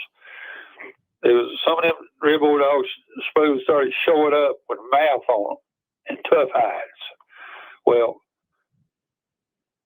Bailey down there, he lived right down the road from Vernon. He got red boy dogs. He had red boy dogs, Mr. Bailey, and he would breed Vernon's dogs, his stud dogs, and use them. And he got some good dogs off of that. And Vernon sent three. They were out of 3 different litters of his breeding to that boy. Joe, I didn't know his name. He's right up there on North Carolina, maybe Tennessee. Good Lord, I should have remembered. I should have wrote his name down. But he bought 3 sets of those puppies. Man. And one of them ended up being grand champion. Outback's grand champion junior. That was one of those dogs when he got grown. He was, and then Vernon asked Bailey later on. He said, well, "Whatever happened to them dogs?" What's that guy's name? He's native for he really liked the red boy dogs. I wish I could think of his name right this minute. But him and Bailey were buddies. But Bailey said here's what Bailey told him. He said he probably changed their papers and put red boy dogs on them or something like that. Yeah, ain't no telling. But some of them dogs started showing up. There was a guy, I think his last name was Jackson too. He was in Georgia. He had a dog with Jackson. I forgot what he called that dog. But them dogs looked, and what was that guy's name popped in my head, popped back out. What was them dogs' names? But some of them dogs that fella had pictures of, they were real stout, real stout, big bones, and and all that. And I said, wow, that's yeah, made me kind of wonder. But anyhow, they did. I don't know what all happened to those dogs, what they did with them. EW said he saw one of them, and the guys were rolling into death. He was just a young puppy. They were rolling when he was a puppy. They were rolling, and I think he finally died or something happened to him. But well, you got to ask me some other questions. I don't reckon I want to keep rambling too much. Oh yeah, something that go ahead, just. You but I didn't know pretty well all those dogs. You knew Mr. Burns pretty well? I knew Mr. Burns real well. He was a fine fella. What do you think would have been his number one dog? I'd have to pull it up on that pedigree. I've seen the pictures of the dog. He got into the Jocko Red Boy stuff. Yeah. And I didn't. By then, I was out of the dog game and all that, so I didn't. Yeah. I never went back there to see him. But he, that's when he finally come up with started getting some good dogs. And I can't name the name of that dog, but I know Tan or somebody went on there because there's another fella down your way. There's another fella down your way that's got some of that bloodline from Mr. Tan, which he was a young boy. I can't think of his name right this minute, but he was a young boy when me and Vernon was around, going down there in Charleston and all that. Yeah. And but Mr. Burns, I think Tan or somebody went down there and put something on that dog and castrated him, where the dog got castrated. Yeah. And that was one of his prize dogs. Okay. If they done that to him, maybe all that bad luck that happened later on down the road, and that be what goes around comes around. That could have been some of that. Yeah. Right. Because Mr. Burns he never cheated nobody. He never spoke one way or the other. He was just a nice, real nice gentleman. And if he won, he won. If he lost, he lost. He didn't have nothing to say one way or the other. Yeah. And, I ain't gonna hold you here all day or nothing like that. And I did have some questions, but some of the stuff that you were saying answered some of the questions that I had. So I ain't gonna ask you the same questions again. But I will ask you this. I'm gonna ask you this question to close off the interview. Can you remember the most exciting show you laid your eyes on? The most what? Can you remember the most exciting show you laid your eyes on? Ooh. Well, for me personally, was when I put a female into Powell. They had termite dogs. There was one guy said he was going to sell his game chickens and get into dogs. I told him, I said, you be wasting your time. It takes too many years for all this. And I said, what you see going on down here, going on right now, you probably ain't going to see that but very often. Mm-hmm. But that was a very exciting one for me personally, because I was personally in it. And then probably, oh Lord, I saw so many good dogs. I really did. Molly B was bad. That Rage dog, that Argo dog. I liked Argo better than I did Jocko. So you seen any Argo shows? Dog.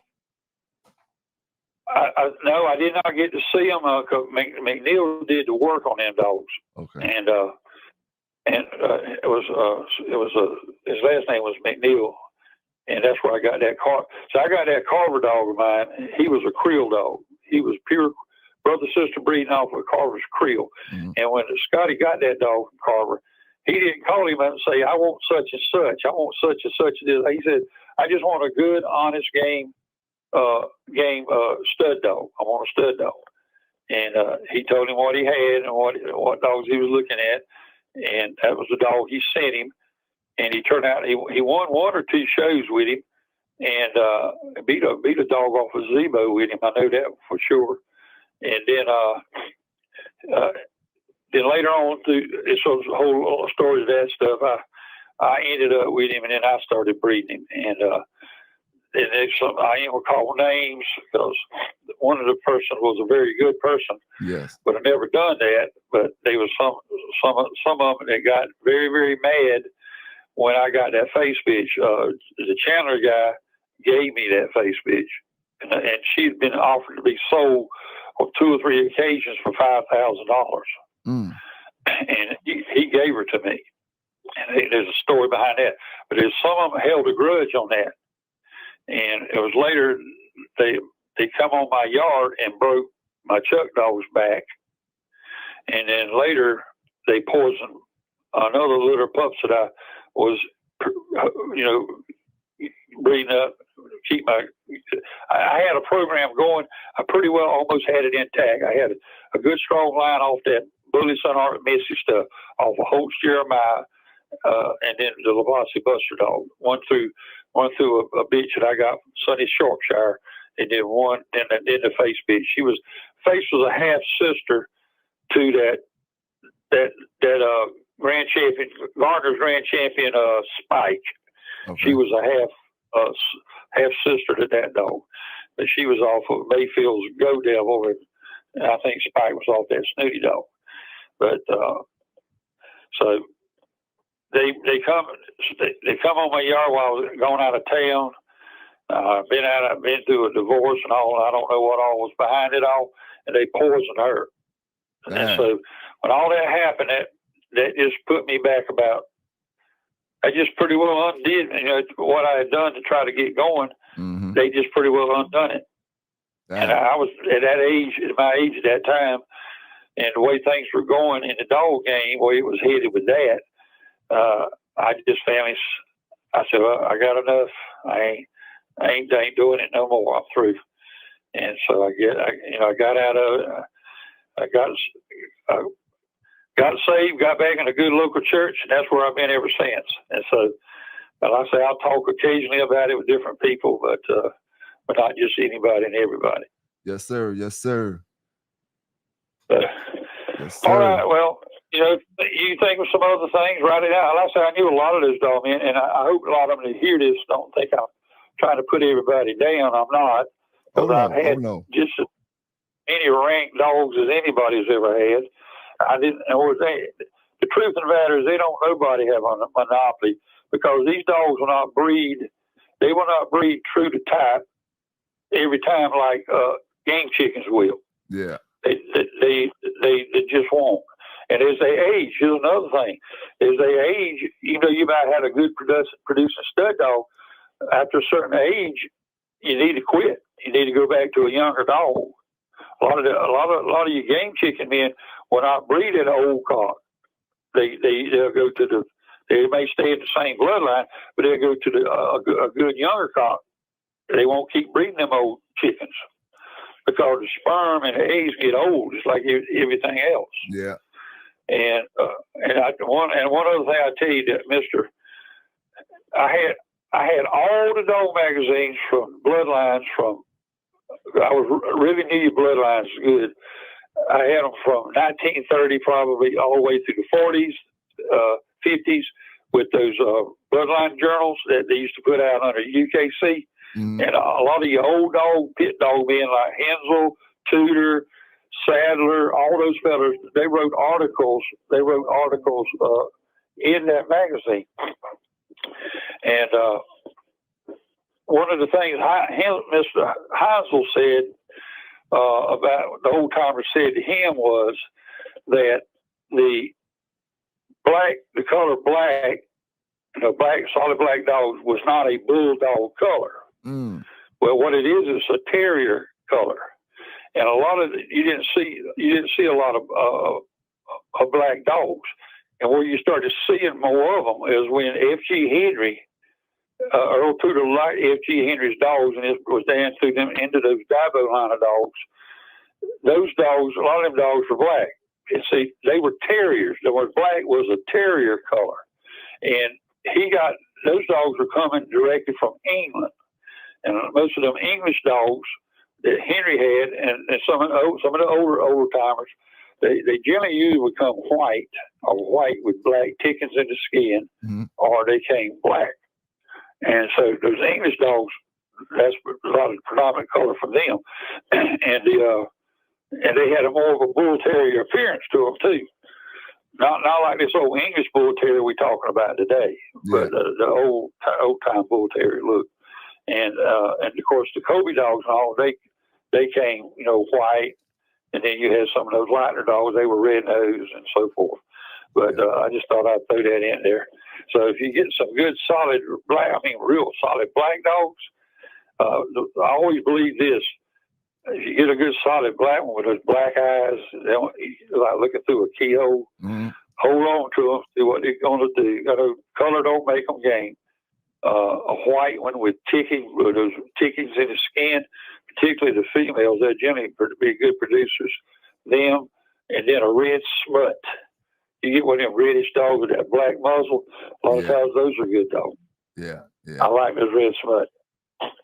And so, all right, I'll let you go. And if you think of some more stuff, write it all down. I'll try not to ramble so much. No. Maybe we appreciate it. I knew pretty well all those dog men. I knew Mr. Tillwell, Mr. Egan Skinner. I knew. I never did really get to know James Crenshaw well. I knew him when I saw him. I spoke to him, but I didn't really get to know him. As far as these local dog men, I knew Mr. Truitt, grew up around him, Mr. Gainey. There was some others around here. But I knew all them. I knew Katie. But I hope I got the Redboy story straight. Like I say, if you want to read it more, see the siblings of Redboy, you can see them on that site, or you can pull it up, do a search, and find it. And as it goes, we'll never really know who the sire was to Redboy. No. I knew I feel like it was the Stidham dogs that black man had in North Carolina. Yeah. He had good dogs, and they used his dogs, but he never gave him no credit about it. Yeah. And before I learned all this from EWO, that man done long died. You know, he done passed on. Yeah. Yeah. But you know, you got some good Redboy stuff, and it's bred into some good crosses and whatnot. And you know, here's what I always believe: whatever anybody says about this or that, if it's your dogs and you happy with them and you feed them, your dogs, you happy with them and you feed them, it ain't nobody else's business. Right. That's the way I looked at it.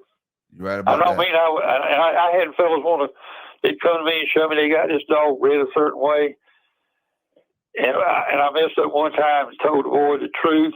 He got mad at me. And I found after that, that's nice. That's a nice looking dog. You know, they bring a guy and say, this is a Kobe dog. I'm looking at him. Dang, he's a black dog and he's a Kobe dog. I said, well, all right.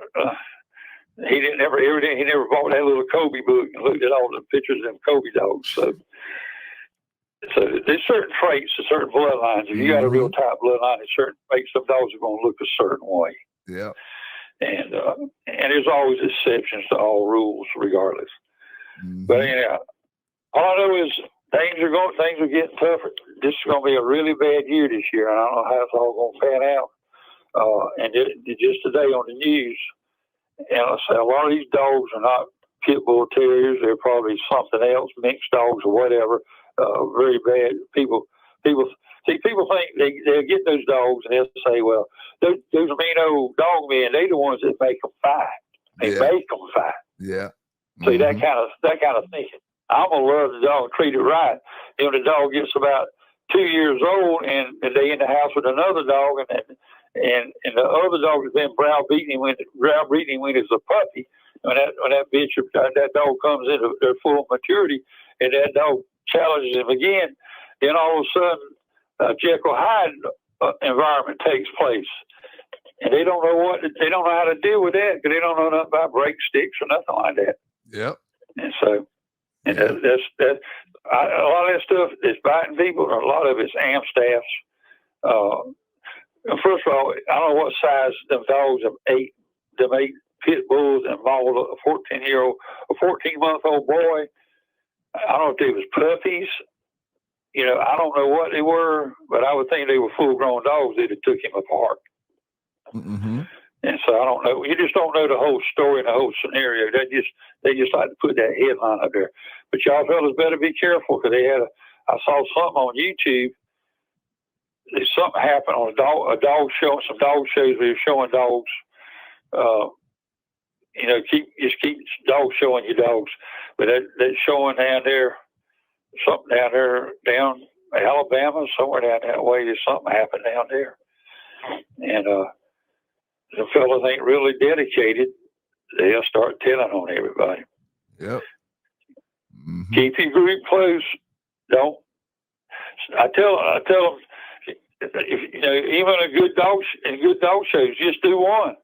Don't go do bunches of them. Go do one and go home. Mm-hmm. And take the dog and have you another good partner with you. Take the dog and let him keep that dog by itself on his place, you know, until you get ready to show the dog again. And don't take it back to your place. Yeah. And also, the last one, I say, you better, all your property and stuff, you better put it in your children's names. Hey, you better do something. You better do that too. If something goes south on you. But them lawyers, all them lawyers are looking for is what they can get. Yep. You're right about that. That's all. Yep. All right, my friend. I appreciate you. I hope my interview wasn't real boring. Oh no. Great interview, man. I appreciate you. Sorry about that. Will I be able to see it on YouTube? Yes, sir. Yes, sir. It'll be up there probably tonight. I'll probably have it tonight later on this evening. Okay, so if any of them start asking questions, you know, maybe a little later, I'll write the questions down, and maybe a little later if you want to do, we ain't got to do as long as we did today. But a little later on, I might answer some more of those questions. Yeah. But I've seen a bunch of it, and I've seen a lot of. I tell you what, I did see. I saw more good dogs, very good dogs, lose due to poor conditioning than I ever saw any win. Yeah. Man, you can't put them up right. You don't know how to do it, and you ain't gonna learn how to do it until you get some sound, solid. And listen, Crenshaw, his keep, he ain't lying. Everything he's saying, he's telling the absolute truth. A lot of people will read that and say, "Oh, he's making that up." I've heard Mr. Till give people some advice, and they thought he was crazy. And I said, he wasn't lying to you. He was telling you the straight. It ain't nothing but hard work. I mean, you got to know how to feed right, but most of it ain't nothing but pure hard work. Mm-hmm. It ain't nothing. There ain't no easy way about doing it. It's hard, and it takes a lot of time. It takes a lot of your time. And if a person ain't willing to take the time and put in the hard work, they're never going to bring you. And also, the only other way they're going to learn is pre-keeping. Pre-keeping and learning those methods and pre-keeping when they're going to look at the dogs, if they're good enough to enter in a dog show. Yeah. If they do short 6-week pre-keeps, they do enough of them, they'll learn a lot there and get better. And that's the only other thing that one of the things I would advise anybody. I put a lot of that on that site. So, well, all right, I'm gonna quit. I know you just thought about to follow. Oh no, man. All right. Well, you have a nice day, and better be very, very, very careful. Hey, let me go ahead. Just learn them how to pull them. Learn them how to pull them weights and how to show real pretty. Yes, sir. Yes, sir. Yes, sir. Y'all brothers and sisters heard that down in the chat. I want to say big salute to all the brothers and sisters down in the chat. Y'all don't forget to hit that like button up. Don't forget to subscribe to the channel if you haven't subscribed yet. Big appreciation to my brother, Mr. Young, giving me the great interview. Never bored 1 second of the whole interview, my brother, and I appreciate it. I appreciate you coming in. Y'all stay safe out there. Y'all stay legal out there when it comes to these dogs. When it comes to anything, y'all stay legal out there. And like I say, keep enjoying and making this 2024 a great year. PBK9s, and I'm out. Thank y'all for tuning back in to your favorite channel, Pelican Bay K9's Dog Talk and News, giving it to you the way I always do. Fair and unbiased, some gonna like it, some ain't, man. Y'all hit that subscribe button if you haven't subscribed to the channel yet. That way you be in the loop when the video dropping. Don't forget to hit that like button and don't forget to drop down in the comments as well. Big salute to all the brothers and sisters down in the chat right now. Big salute to all the brothers and sisters watching this video, sitting on the couch, just laid back. You know what I'm saying? Salute to all the dog lovers and dog people that take care of them dogs from all over the world, from one side of the country to the other side of the country. You know what I'm saying? You in here with your boy PBK9s tonight. Got a special interview for you. We gonna, do it like I always do it. Fair and unbiased, raw and uncut. You know, one thing about the Bay, man, I like to give you fresh content. You know what I'm saying? Content stealing, it ain't my thing. I like to give you fresh content, you know. And today we gonna talk about them Redboy dogs, them Jeep dogs. We talking about a little bit of everything. But what I will tell you, you know, got a special interview for you. But I made a mistake. You know what I'm saying? I made a mistake. 5 minutes, roughly 5 minutes to 7 minutes at the beginning of the video was chopped off. You know, because I made a simple mistake. Forgot to push the record button. You know, forgot to push the record button. But 5 minutes was cut off, and we didn't talk about too much. We were just talking about the 3 popular dogs from the Carolinas, which was Redboy, Jackson's Hank, and a dog named Willie. Willie, Redboy, and Hank was all we was talking about. And the brother was saying basically those dogs were on the same level. I asked him which one, you know, from 1, 2, 3, how would you categorize them? He said, you know, they pretty much was equal. Only thing about it, Hank and Willie was a little more faster than Redboy, but far as their, you know, overall about each dog, they was pretty much equal. All 3 were great dogs.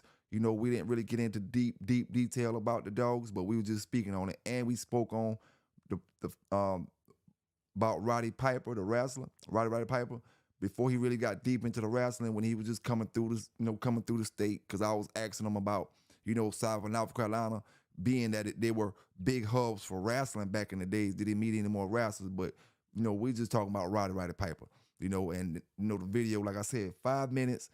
At the most, 7 minutes was chopped off, but y'all enjoy the rest of this interview. PBK9s, y'all know where y'all heard it first. Y'all know where y'all get it from the best. You know what I'm saying? Check it out. Have enough weight advantage of any sort to do anything with that big rascal. And in July too, dog days, good Lord. So he was a very good dog, man, getting around that. Now, one thing I want to clear up, I know a lot of these fellas, some of these fellas got dogs bred off of G. Yeah. I ain't trying to bash you. What I was saying about G was I didn't like his style. I like the rascal dogs much better. I like real powerful built dogs with a lot of that are fast action dogs. Mm-hmm. Move fast and all that. So, but I had a friend that his last name was Hill, Marty Hill. He had a dog called Johnny, and this dog was bred down. One or two of I think the dogs that he was bred out of. He was a brother-sister bred dog. He was a double-bred Jeep Rage dog. He was a nice-looking, Carver-type looking dog, and he was a good acting dog and all of that. There wasn't nothing wrong. I liked him. And some of that, I think he was kin to maybe them Dunlavy dogs. Maybe Garcia might have used some of that stuff. Mm-hmm. But anyhow, that's what this dog was. And Marty was a master. He was a master electrician. He did big contracting work. He run a contract. He run a crew of electricians. He was elected master electrician type work, and so he'd go out. He'd be out of town sometimes a week or so at a time on different jobs. But I had two of them little black females off of Jackson's Toonie dog and my face bitch. And I had that big barn and I had built, getting it set up when I was build that round table in and everything. And so I needed lights out there. And the barn was about 30 feet away from my house. And so I asked Marty, I said, Marty, I'll give you these two little females. I'll give you these two little females if you'll come wire up my barn. Put, flash lights and all that and plug-in plugs, power, plugs. And he came, he did that, and even to this day, it still works. That's how good a worker, craftsman he was. And them dogs turnout were looking extremely good. And he took them up to, he was planning on breeding them back to his Johnny dog. And he took them up to about 16 months of age, maybe, it's somewhere around that age group, maybe 18. He took them up there at the Fat Bill's. Fat Bill had a little personal private show.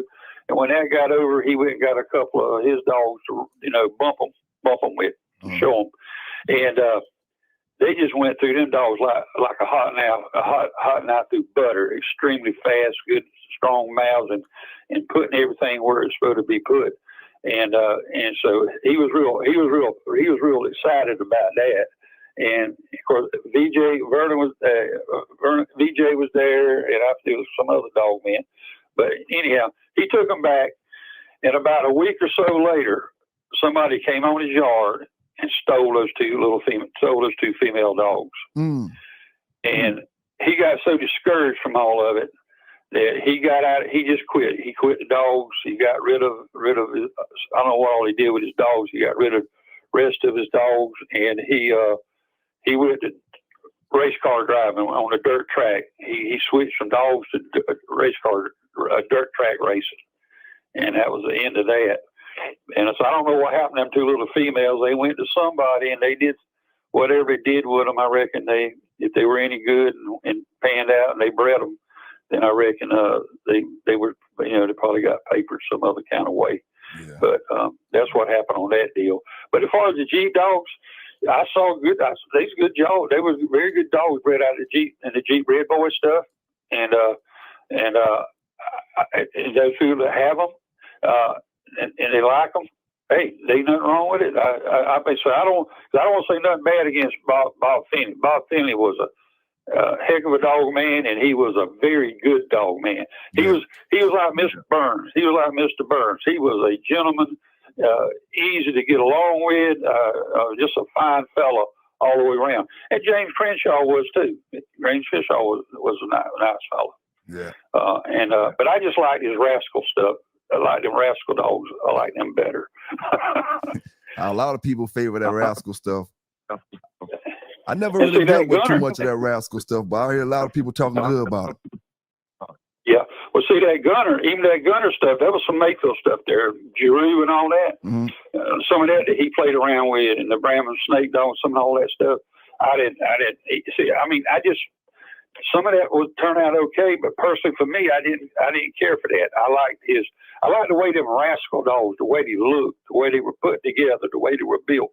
I liked a real Tudor looking kind of dog, a bull terrier type looking dog, long and good, plenty of bone in them. And when that Hawaiian, that Bailey fella, he bred dogs to Vernon's dogs. He had Redboy dogs, Bob Holland and him. He had Redboy dogs, and they made breeds back and forth with Vernon's dogs, and they got good dogs. Everybody don't tell you everything they did with all their dogs. A lot of people kept to themselves. Yeah. There was a fellow that his name was Russell, and he had some Redboy stuff that he bred off of that Prince dog of Mr. Truitt's. And he got good dogs, and he showed them, and he won with them. And these pictures of them over there on the online pedigree, and they gorgeous dogs. And but the pedigree on the onlines on that Prince dog, actually, it was. I mean, Cecil used him, bred him a bunch. And also, Mr. Truitt got him. He had built him a good yard off of that. So I gave him a bitch called Black Beauty. Mm-hmm. It's Truitt's Black Beauty or Truitt's Beauty. She was a black dog. She was off of my face bitch, and a little dog that was a good bred little dog up the road from them Zetterquist boys. He had a little dog called Critter, and it was a good breeding on them dogs. And I let him. I traded her. I had some more of them dogs, but I traded that dog for that female dog for. He had a little boomerang bred bitch off that Mr. Ugly dog he had was a John Lloyd boomerang bred dog, and a little bit of my other stuff off my yard in her. Her name was Missy, and so I borrowed Missy to breed to my Winchester dog and see what I would get. And he took Beauty and raised her up, and he won one show with her against Powell, and then later when he bred Prince to Beauty and got that Dolly dog, she was called Garner's Dolly now. When Dolly was show age, Powell come down and challenged Dolly, and he lost again to her. And then after that, that's when the Jackson come down from Texas. He come down and traded a nice Kubota tractor and a trailer and everything for Dolly, and took her back down to Texas. He won with her there, and then Gardner come and got her. He got her and bought her, and he won with her. And then I heard later. I heard later that she'd gotten stolen off his yard, and I don't know if he ever recovered her. But I think that's about when he started building all them pens. Yeah. Building them real pens that people can't go in there and steal his dogs, and he put a big fence and all around everything. And so I don't know what will happen with that. I do know a man that was living down this way. He had a granddaughter off of Dolly, and she was a good looking thing. I said, man, that's a good looking dog you got there. But I don't know what all happened to them dogs. But that Prince dog was a producer. And the thing is, you want to know exactly how he was bred. and this comes straight from the horse's mouth, because I called Cecil and sit down, because I called him. I said I wanted to go over that pedigree with him, and and I said we talked, and because you have to remember he had that Bose dog. That Hampton's Bose dog was a full brother. He was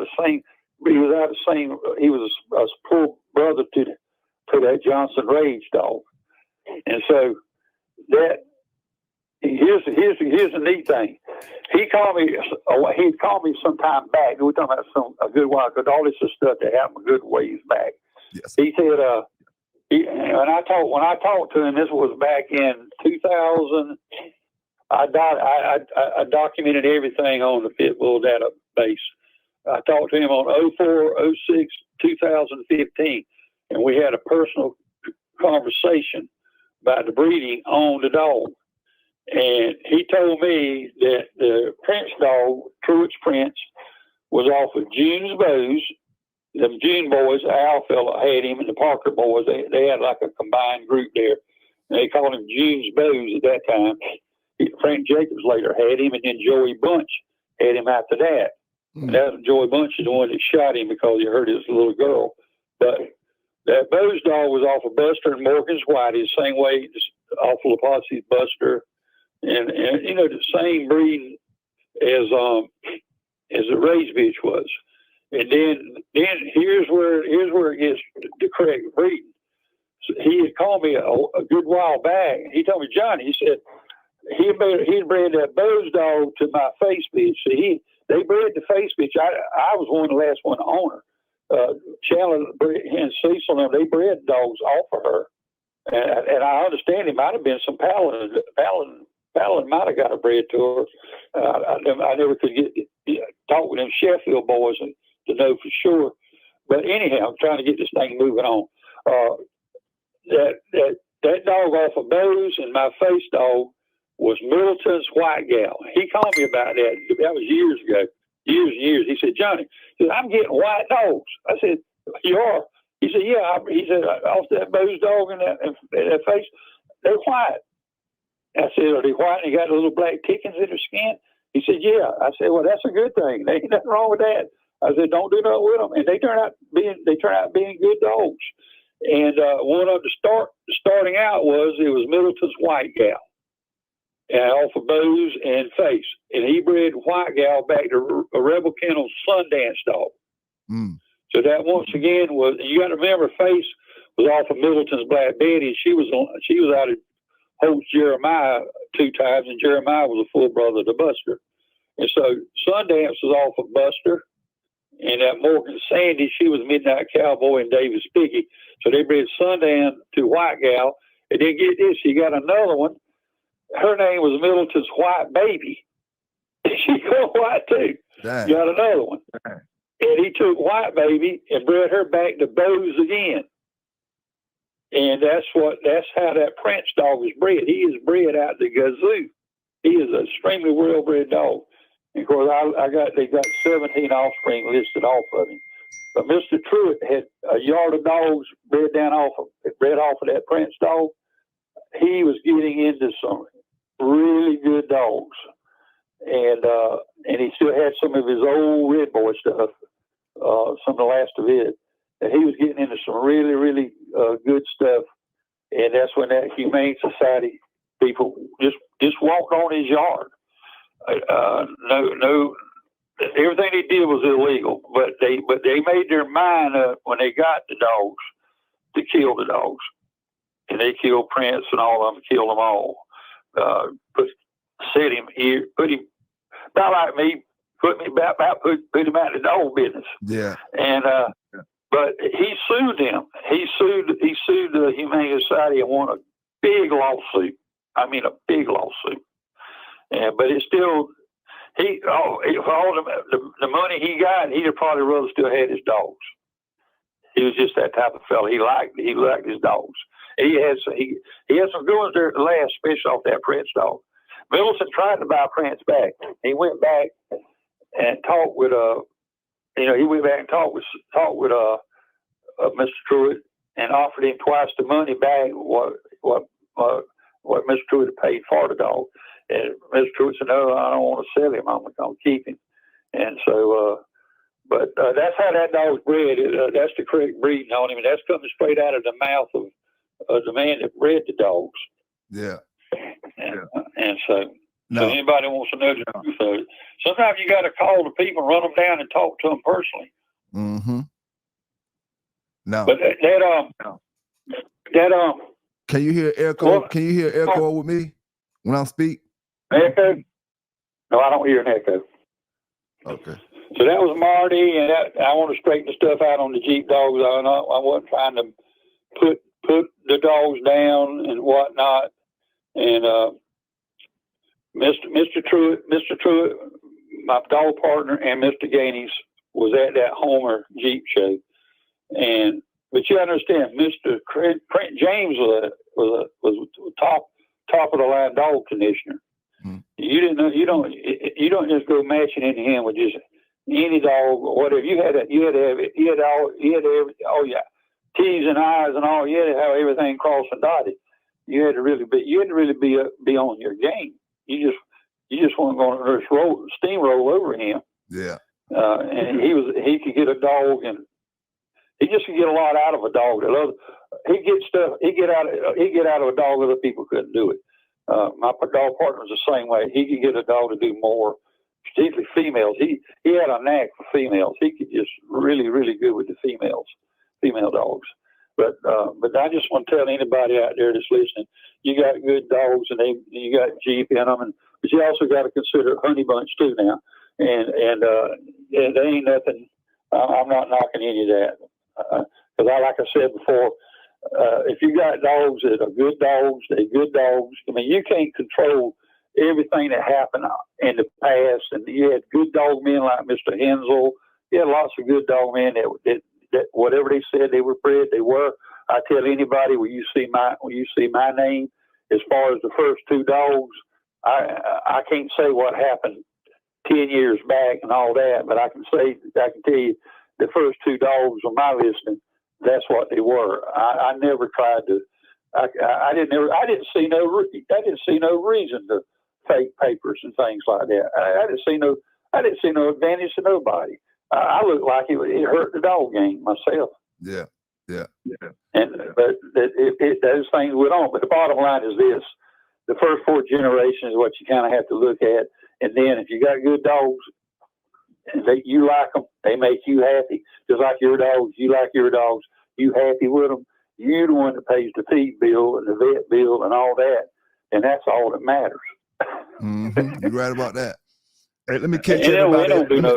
Before I ask you another question, let me catch everybody up that we were speaking on. We was talking about Redboy, Willie, and Hank, three of the most popular dogs in the Carolinas during that back in the day's time, and some of the dogs that they produced and things like that. And because a lot of brothers probably didn't come in at the beginning of the interview, and so they didn't catch on. So I was just catching them up to what we were speaking about. But I wanted to ask you, when it comes to the black and brindle Redboy dogs, where's that coming from? It's probably coming from Cleo. She was a black dog. Okay. And I'm glad you mentioned that, because I had it wrote down. There was a dog man. There was one fella that was making comments. Uh-huh. See, a lot of people don't know, and I want to let them know that on the Pitbull Bible database, I'm CYJ. And if you see me posting on any of these sites here, like yours and some of the others, Mr. Garcia and so on, I use I had it wrote down on the paper here. I use on my YouTube. I use King something. It plays to a trumpet. I had it wrote down, and I done shit papers around, and now I don't see it. But let me see if it's over here. I'm 1976 King Golden Flare. That's a very, very highly sought after trumpet. I had one of them. I played trumpet and cornet and flugelhorn, okay. And I still play a little bit today. We did up to that COVID messed everything up. I have a saxophone player, and alto saxophone player. He played the lead. I just can play harmony. We don't play no real complicated music because I can't think that fast no more, and I can't do any of that. I just play what do you call a third or fourth trumpet, the harmony, and we just play basic church hymnals. And you know, a professional, semi-professional player, that'd be easy stuff to them. I hear you on that. But anyhow, that's who I am. So if you see me, because one of the guys posted on there, what was the question he asked? I asked him. I said he seemed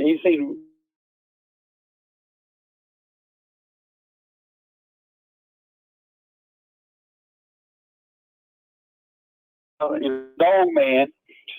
There was a dog man that lived so many miles down the road from Mr. Bass. Uh-huh. And he had dogs directly off, and he might have had that cat bitch, but he had dogs directly off of Redboy and Cleo. He had about 20 of them dogs out there, and so them talking about color. Some of them were red brindle, red nose, or you know, red noses, and some of them were black dogs. Some were brindle dogs. He had different colors, but they're all out the same breeding. Uh-huh. And that fancy bitch that Raul had, she must have come off of his yard because he's the one that had her. And she was a little red-nosed, red brindle female. And so, and it's possible that the cat bitch may have been off of that yard too. But I don't know. I forgot the man's name. He was in Dillon, South Carolina too, and he was right some ways down the road from Bass, but not a great distance. Yeah. And they might have been dog partners or something. I just don't know all the details. But and so I'm sure Katie and a lot of them might have got dogs from him.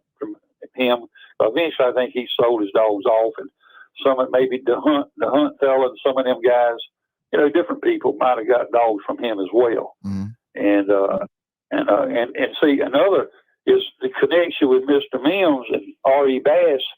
The connection between them is, and Mr. Mims could he got along with Bass because what they had in common was boxing. Mr. Carl Mims was a Golden Gloves boxer when he was a young man. Yes. And Bass's son was a Golden Glove boxer. And also, if they don't know it, those Gainey boys, Mr. Gainey's, they were Golden Glove boxers too. And so I said, but Mr. Mims, he could get the straight of things with Mr. Bass. Yeah.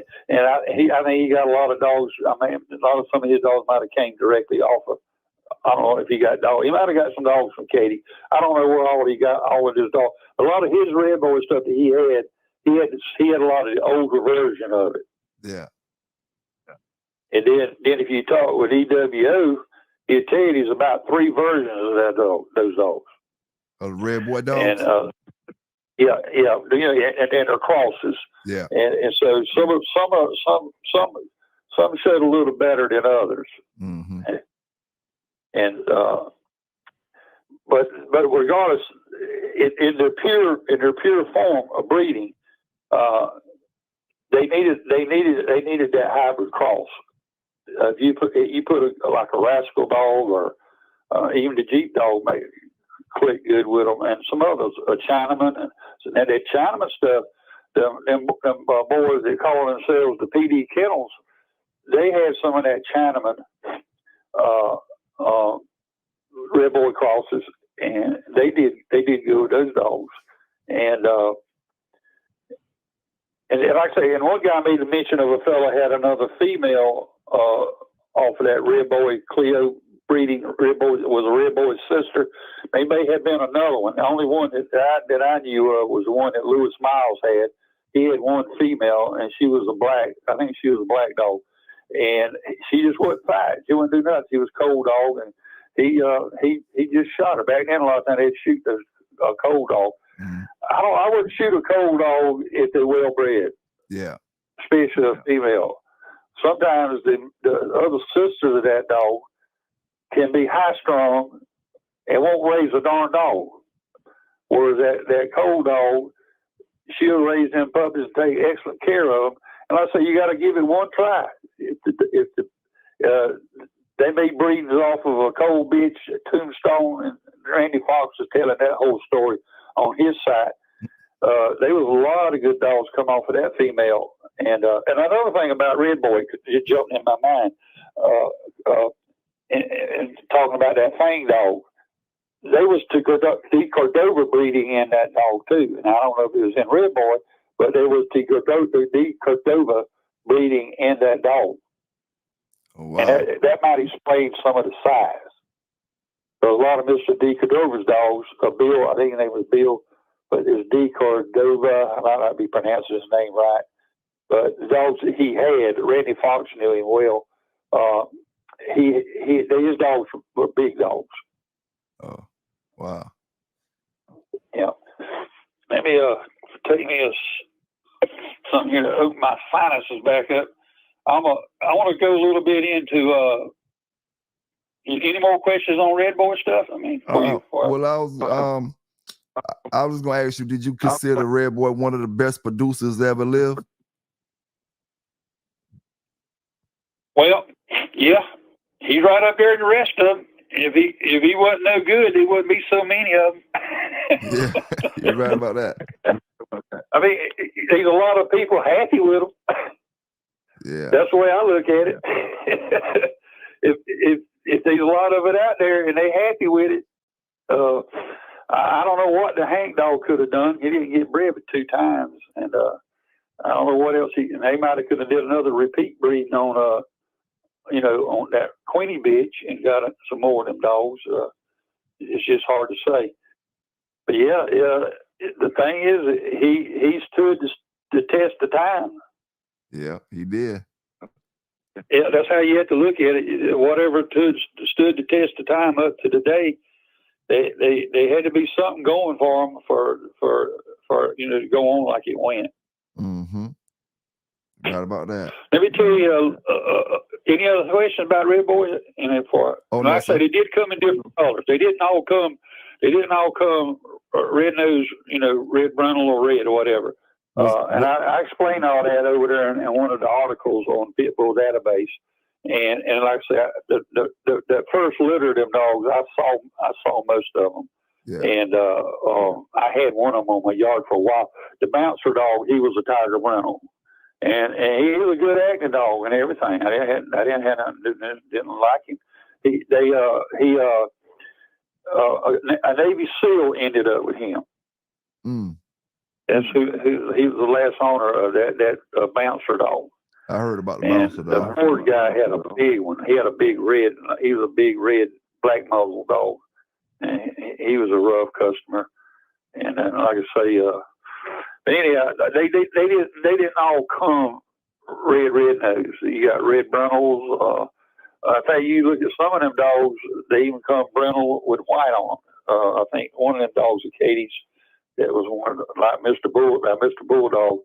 I think he might have been a buckskin or something, but I don't remember for sure. Yeah. But there was another one. I forgot his name. He's got a picture of him. He's a brundle with white on him, brundle and white. That was one of her better stud dogs. He was a good size looking dog, and they had more of a look like the old friend of mine type dogs. They had really one of the things they did had noted for is what I noted about them was they did them that they were. They had they had good air. They had good breathing air on them.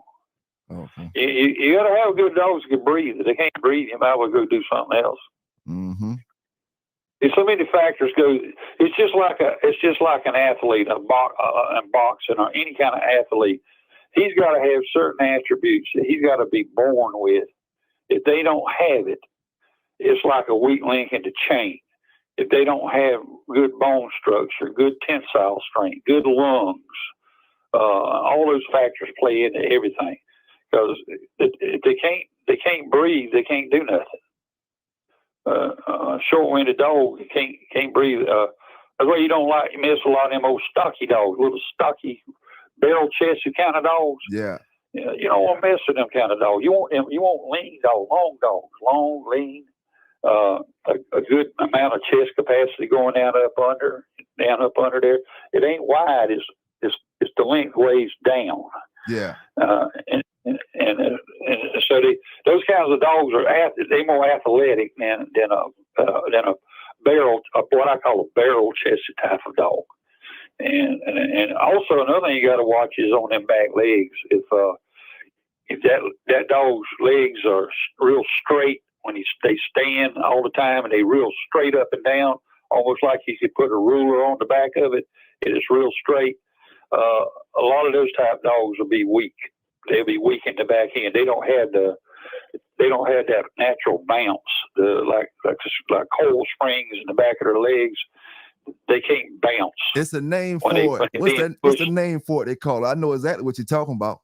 I don't know. I know now. Cowhawk is one of them. That's it. Where the legs and all turn out. That's the name. And fiddle front. Yep. And fiddle front. Yeah, but usually the ones, and sometimes it show up in a lot of Dabo dogs. It's a real straight leg. I mean, he's standing normal. They move normal. When they stand, the leg don't have enough bend in it. Look like they tippy-toeing. That type dog, that dog can't take the pushing. You push him. He can't bounce. He can't give and bounce, and it won't be long for the dude to be over with. Yeah, I know exactly what you're talking about. So you have to factor all of that. That's what was so unique about the Redboy, the Jonko Redboy crosses. Now, some said some of the dog men says a lot of them were too slow. But the thing about it is, as I said before, they were big dogs. You could take a 45-pound dog, put up against just a local 45-pound dog, and he'd be longer and be taller and bigger bones, but still weigh the same. And that's a big advantage. Mm-hmm. That's a big advantage. Yep. Anything else about the Redboy? No, sir. Okay. I want to talk a little about Baker Davis. Okay. It was Baker Davis, and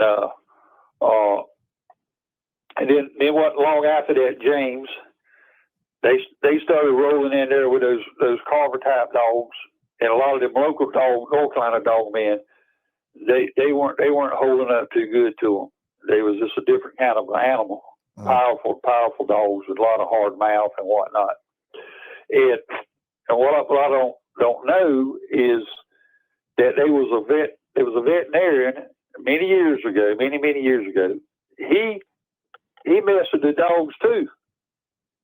I've seen him a couple of times at some shows, and he did a little dabbling in it as well. Mm-hmm. And from doing all that, he gained a lot of knowledge on how to treat dogs how to do with them in the keep, and also in the recovery. Yeah. And so Baker and them combined fellas and Mr. McDougal and them, over time, he shared all that information with them, because he got out, he quit with it, and he shared that information with them and what they used. And see, Vernon got that information too. And if you knew how to do it, you still had to have your dog in shape. Now, don't misunderstand me. You can't take other stuff and win with a dog. You have to have your dog in good shape. They had a group of medications, and three of them had a V on the bottle. You'd see a V. And what these medications were designed for was to take a dilapidated dog that maybe was seriously, blood count was really, really low, close to dying from parasites, or a dog that had been hit by a car or something, was in a lot of trauma, and they had to get the dog stabilized to be able to do whatever they had to do to the dog. They had to do to the dog. And the first three were, one of them was Winstraw V. That was the That was the steroid. And then they had some type of a B complex, a really specialized souped up type of a B complex. It had a V on it too. I used to know the names of, but I don't know no more. Yeah. And then he had an iron complex. And it was entirely different from just regular iron shots. Entirely a different animal. And it had the V on it. And then the other thing that they used, and my vet discontinued it because you know they had to put dogs up in small kennels. Yeah.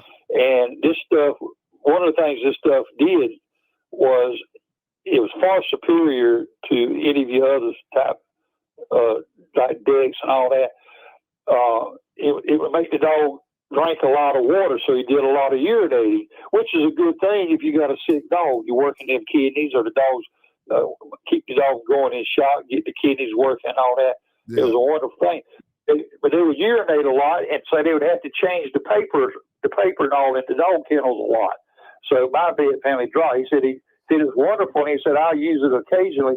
He said, but it caused so much problem with having to keep the kennels clean. Mm. And, you know, urinate so much. Yeah. But it was called, I think it had 2X on it, but it was called Pre-Death 2X, Pre-Death 2X. If you ever pull it up on internet, you'll see how superior. I mean, this stuff was something else. And then decks, and you had your decks. And so the way it was used on the Winstall, and then some would do on male dogs, they'd do the testosterone, and then there was another called Anavar. But I think the Winstall didn't have any masculizing effects on a female. And so if you read some of them keeps them guys put out on them steroids, I looking at them, I said, my Lord, you guys are giving them dogs enough steroids for a dang on bodybuilder. I said, good gracious, no wonder the dogs screwing them dogs up so bad.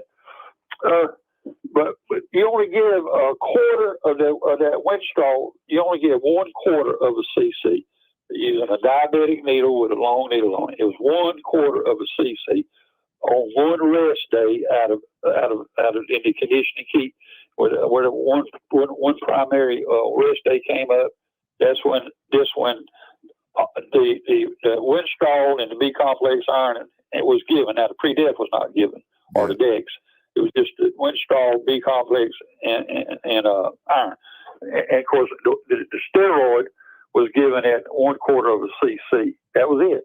All it was trying to help keep the dog in an anabolic state, keep him feeling good, if he might have been getting a little tired, need a little more faster recovery.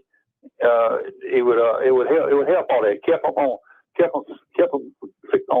count, and also it did a lot with their blood count. Really helped that blood count build. The dogs, you put a lips up, they looked like they were going to bleed blood out their gums. They were so red, and so that helped all that. Now, after the 30-hour feeding, and so anyhow, let's get back to Mr. Davis. Yeah, that's what they all knew. And see, my dog partner, when he was living in Florida, and so he spent a lot of time around all them fellas. They were all good friends. He would go up to the university in Georgia, and he told me, you would not believe them professors, that dealt with dog food, anything to do with dogs, animal science. He said, I'd set up an appointment. He said, Johnny, whoever I was talking with, they'd sit there and talk to me for 2 or 3 hours. He said, they that's what they loved. He said, I'd write down all the kinds of questions I wanted to ask them about the feeding and one thing and another. He said they just tell him everything they knew.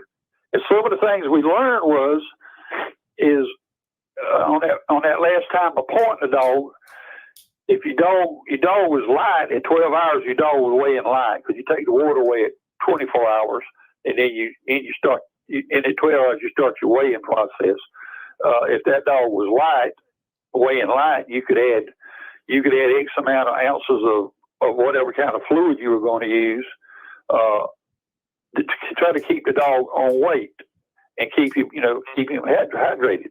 Yeah. A lot of people said, no, we got we're going to dry them out. We're going to dry them out. No, that's the wrong thing to do. And so, in other words, a dog could pass in 12 hours. Any fluids you give a dog, we're talking about liquid fluids, a dog's kidneys, we're talking about what's not absorbed into the body. The dog will pass that water in 12 hours. And even Crenshaw said, I reckon it was something kind of a little more desperate on the weigh-in, and there's maybe a lot of money laying on that weigh-in. He said he in his book, he said you could go up to 3 hours. But my vet said you could do it 12 hours and up to 6 hours. He said in 6 hours, the dog would clear that fluid.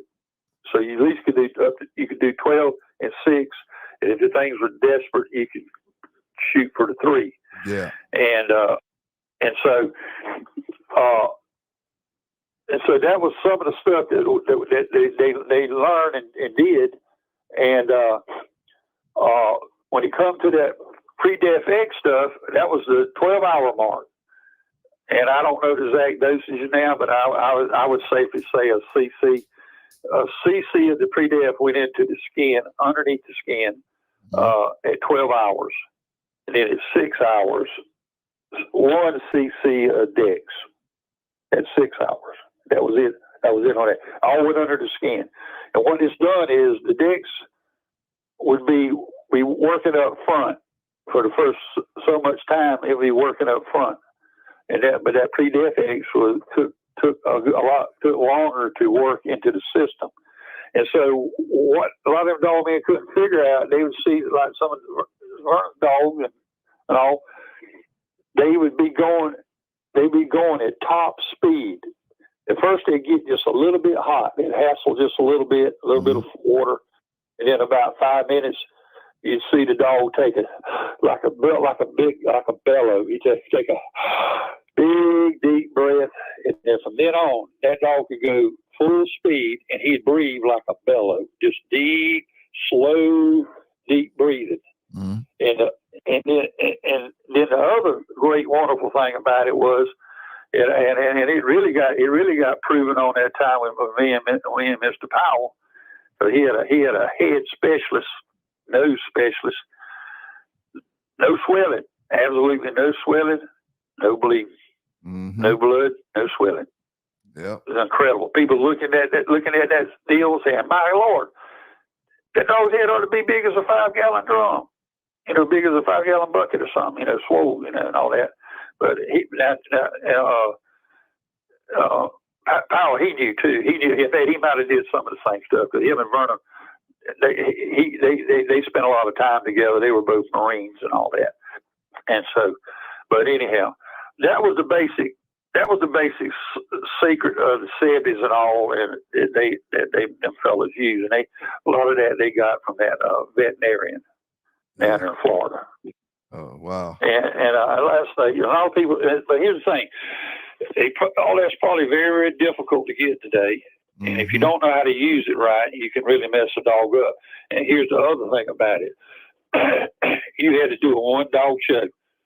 You can't go there and you go a third or fourth. You're gonna mess up big time because that dog would come to a peak. So within that time period, the dog would come to a peak, and any hours after that, he's going downhill after that. And so, and of course, I don't advise doing multi-dog shows today, but anyhow, that was it. And Mr. Davis, he rolled in there.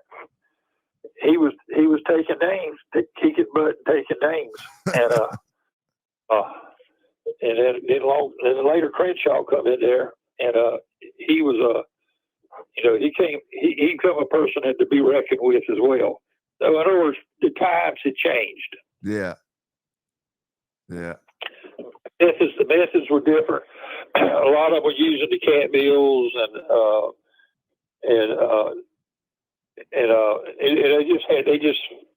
they just started doing. They just learned more about anaerobic training and aerobic training and anaerobic training. They learn a lot of different methods. The the EWO fellow, what helped him a lot, and the way he did his dogs was his son was a real good wrestler in high school and whatnot. They did wrestling, and a wrestler has to train anaerobic. He has to have a lot of anaerobic training because of the type of event it is, type of what you're doing, and that's why a lot of people don't think walking. Hand walking dogs is good, but it is. It should be a good part of your routine. And if a fellow that lives way out in the country, he's going to have a big advantage over somebody living in the city, where that person cannot get out there, maybe try to go to the park, not cause no problems, or try to get out in the country. But somebody way out in the country that's got a lot of maybe open farmland and stuff like that, they're going to have a bigger advantage. And I was like Mr. James. I believe in the hand walking. I think if you do the proper hand walking, including what else, what some other meal work you might do, what it does to me, in my thinking, is that when you get down to these short rows, that dog, they get a little break there, or they get down, they slow down a lot, or the dog gets down on the bottom, he can get back up. It helps him get back up. That's the way I saw it. And so, but I was a strong believer. I used a 30-foot rope, and I would tie every foot. I'd put a knot in that rope, because if that dog saw something, he was out there in front of him. He saw something. He decided he wanted to go. You have a glove or something on, and that rope could seriously burn your hand. You might let it go. And so I kept putting them knots in that rope in a loop as well. And that way I could reel him in and reel him back out, reel him in and reel him back out. It's those type of dogs, they out there walking and pulling like that, they get in shape. Yes, and it's a type of condition that don't overwork them. It don't overwork them. So it's not really complicated on the conditioning side of it. It's just hard work. That's all it is. You got to have everything. You got to have everything in place. If you're going to be, if you're going, also if you was doing the conditioning, that's all that I would do. I'd try to have a place way out somewhere and stay away from everybody. And that's all I do. I just have me just do the one dog at a time. And you got to have some different types of equipment in case you have the bad weather issues. You can't just depend on the cat mill by itself, unless you live in the desert. You live out in the desert area where it hardly ever rains.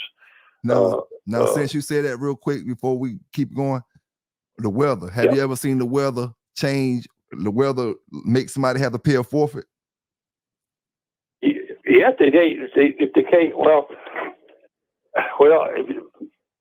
if they don't have the right, they don't have like a round table or one of them newer, nicer meals, and maybe an area that they can hand walk the dog. If they got behind, say it rained for 2 weeks and they got behind, you're not going to make that up. You can't make that up.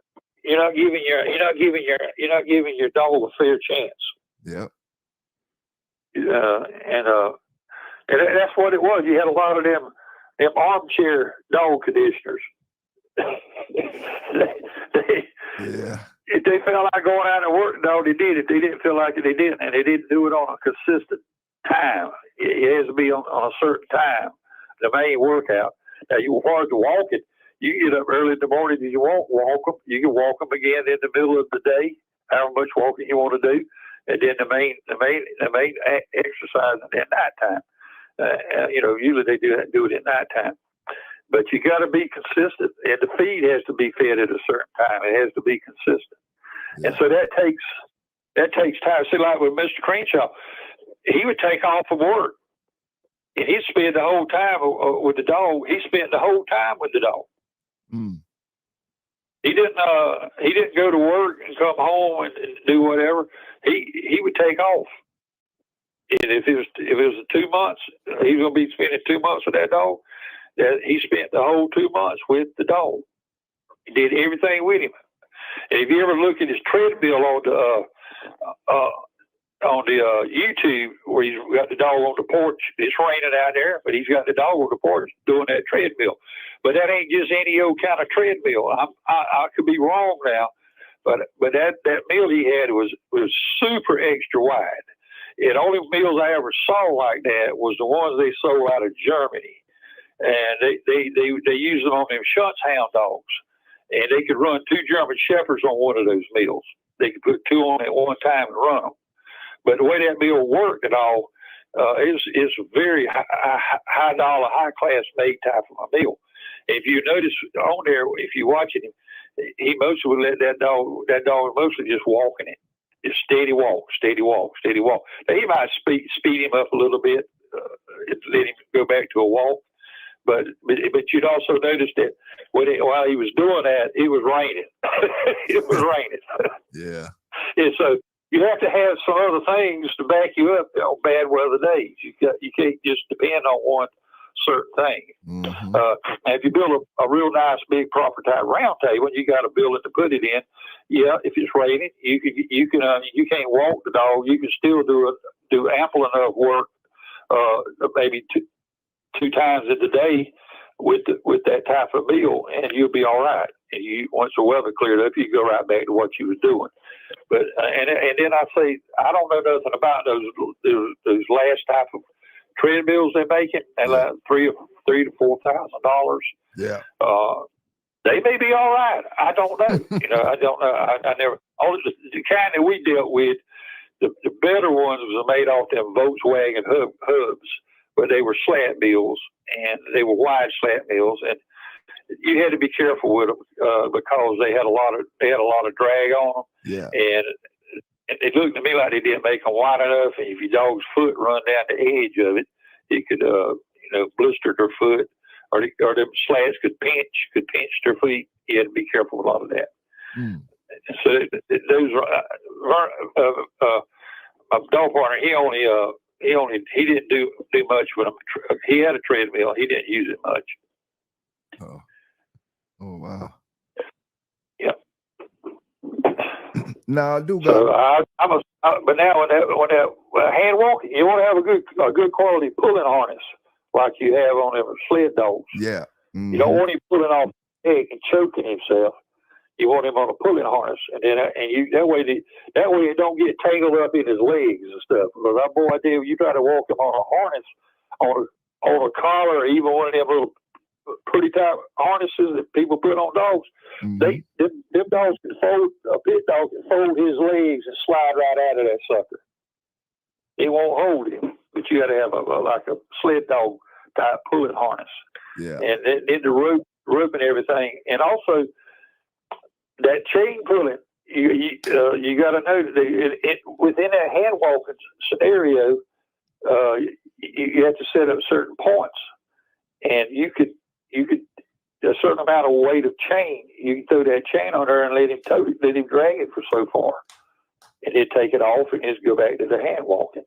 And some of that's done too. I know a fellow that did it like that, and he kept out of the limelight. He did it like that. And Buddy Roo, he turned one loose on you. He had the dog had wind, and he had power too.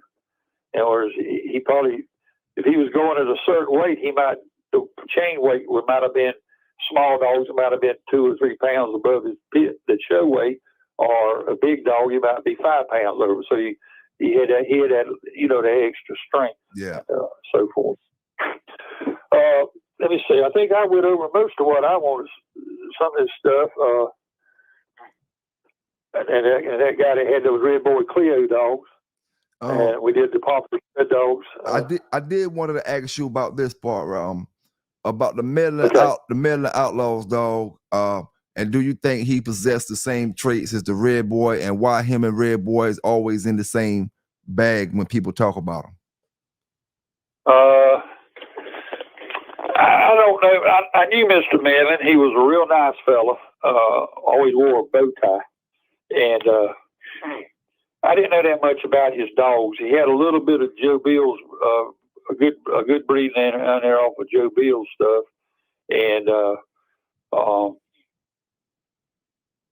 I think he might have been one that had that dog that they call Rose.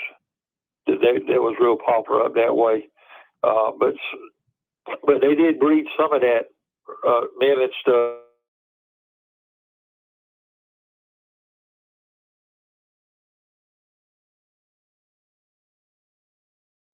Mr. Tills was the turkey farm dog. They called him. That's what they called him. He was raised up around a turkey farm. I think it was Jim Rayfield had him, and he was a real good dog. He was a champion. And the last time I saw him go, he won his show, but he had a rough time winning it. Normally he was just a really good dog. He was a gut dog. And later, and after it was all over with, Mr. Till called him outside, and he said, "Did you work that dog right?" He said, "That dog didn't put out like he did in the last two. Did you do him right?" And Jim told him no. He said, "I got on the drum. I got on the drum. I didn't. I said, he said, I know I barely squeezed by. If he had went the dog's stomach, it might have went the other way. But he was a really good dog. And I liked him. He was he was shot off of Till's Jeff, and he looked like a Kobe dog. He was marked like him, and he looked like him. We're talking about the outlaw dog. And I hope it was outlaw. It was a dog called Turkey, the turkey farm dog. Yeah, turkey farm dog. Yeah, okay. And I tried to get up with him, but I never could get up with him. And they later bred something. I don't know, it was off that Medlin stuff. They bred turkey farm to. They had a dog, grand champion dog called Bobo. I believe it was Bobo. That guy's last name was Coleman. Coleman. Coleman. Let me see if I can pull him up here. It's Coleman, Coleman, and a male. But I got his pedigree over here. There's a bunch of Coleman dogs listed in here, but it's Coleman's turkey. Yeah, Coleman's turkey. Showed him a two-time winner, but I believe he won 3. And so that stuff. I noted in there that he looked like a Kobe dog. He come off of.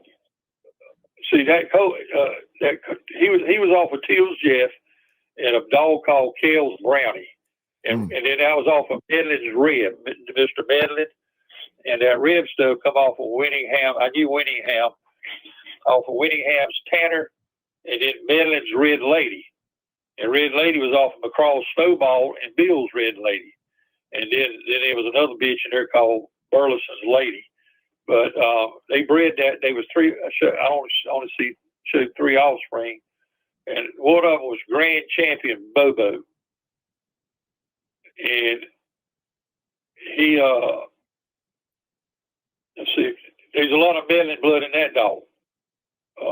He had the Rayfield's Ginger, and Kale's Bobo, and Luther's Lady. All that was Kale dogs, and all them dogs had the Jeff dog bred in them, and the Medlin dogs. But I think some of that Medlin, and it might have been because of some of the old red nose blood that was back there. I believe in them Medlin dogs, maybe through Mr. Joe Bill's dogs, it seemed to click good with the Redboy stuff because some of the Redboy has the Medlin in it. Mm-hmm. But Mr. Medlin, if he got a good one, he would usually let Mr. Till work it out. Him and Mr. Till and Egan Skinner were real good friends, and so, but Mr. Medlin himself, he wasn't a real, what you say, a dog man per se, is working them and things like that. He's more just a breeder. Yeah. But usually he brought a good one, you know, and Mr. Till, I got to blow my nose.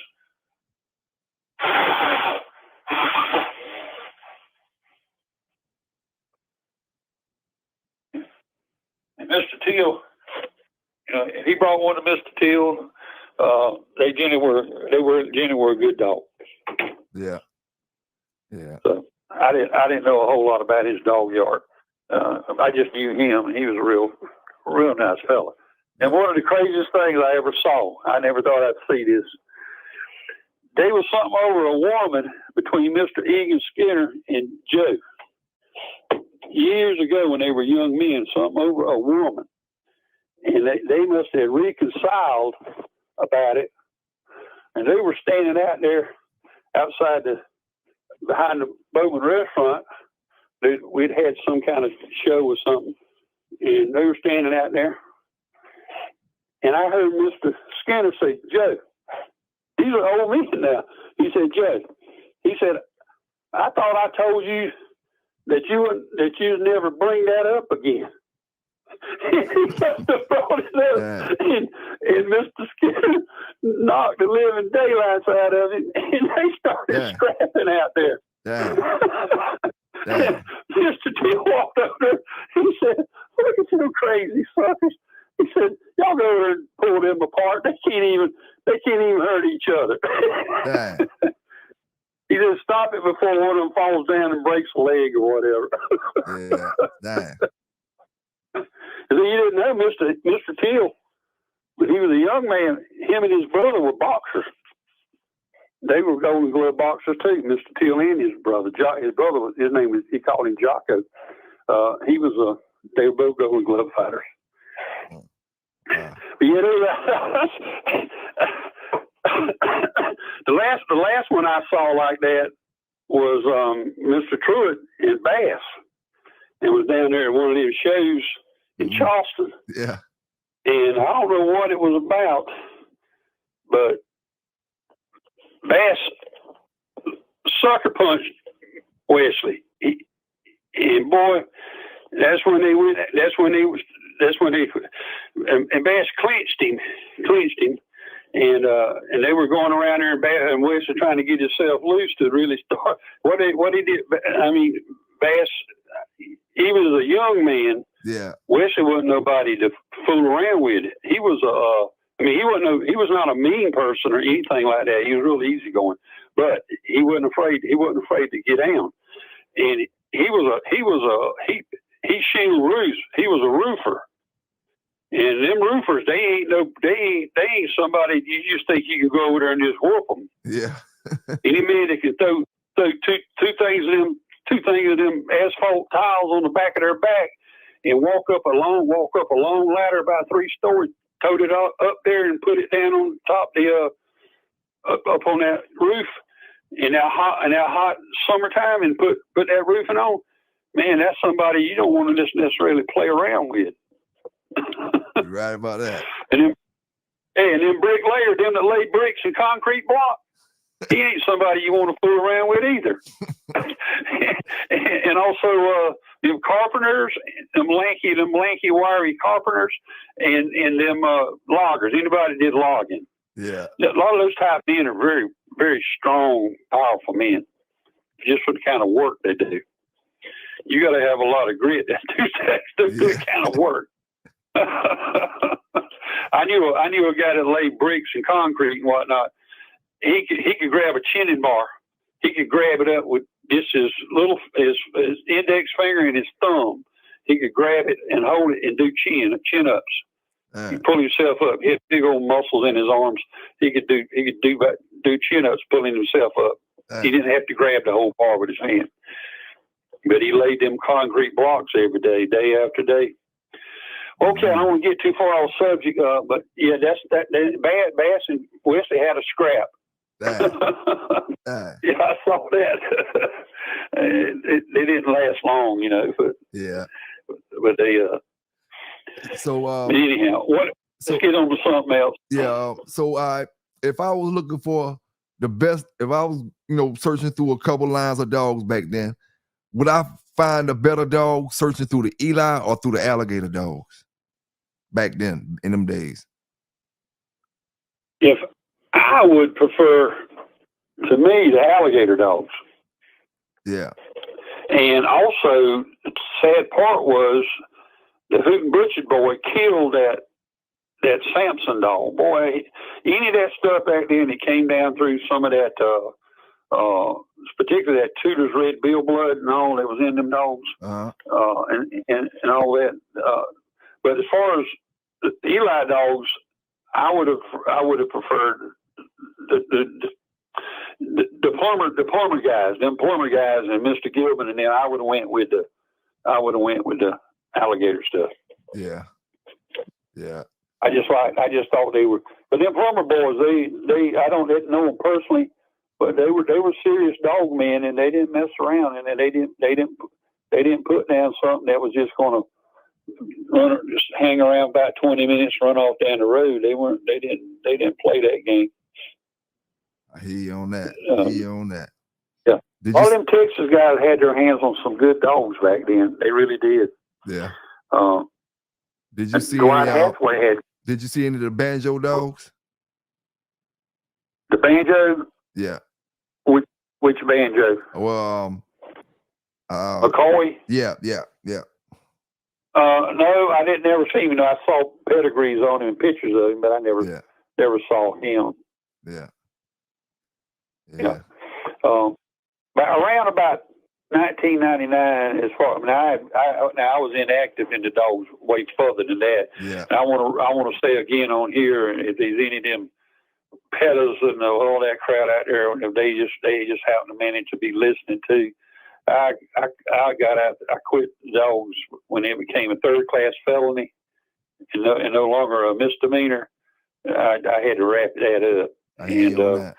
What I'm talking about on here and the other interviews, all historical stuff that happened many 35, 40, at the age I am now, probably 40 years now.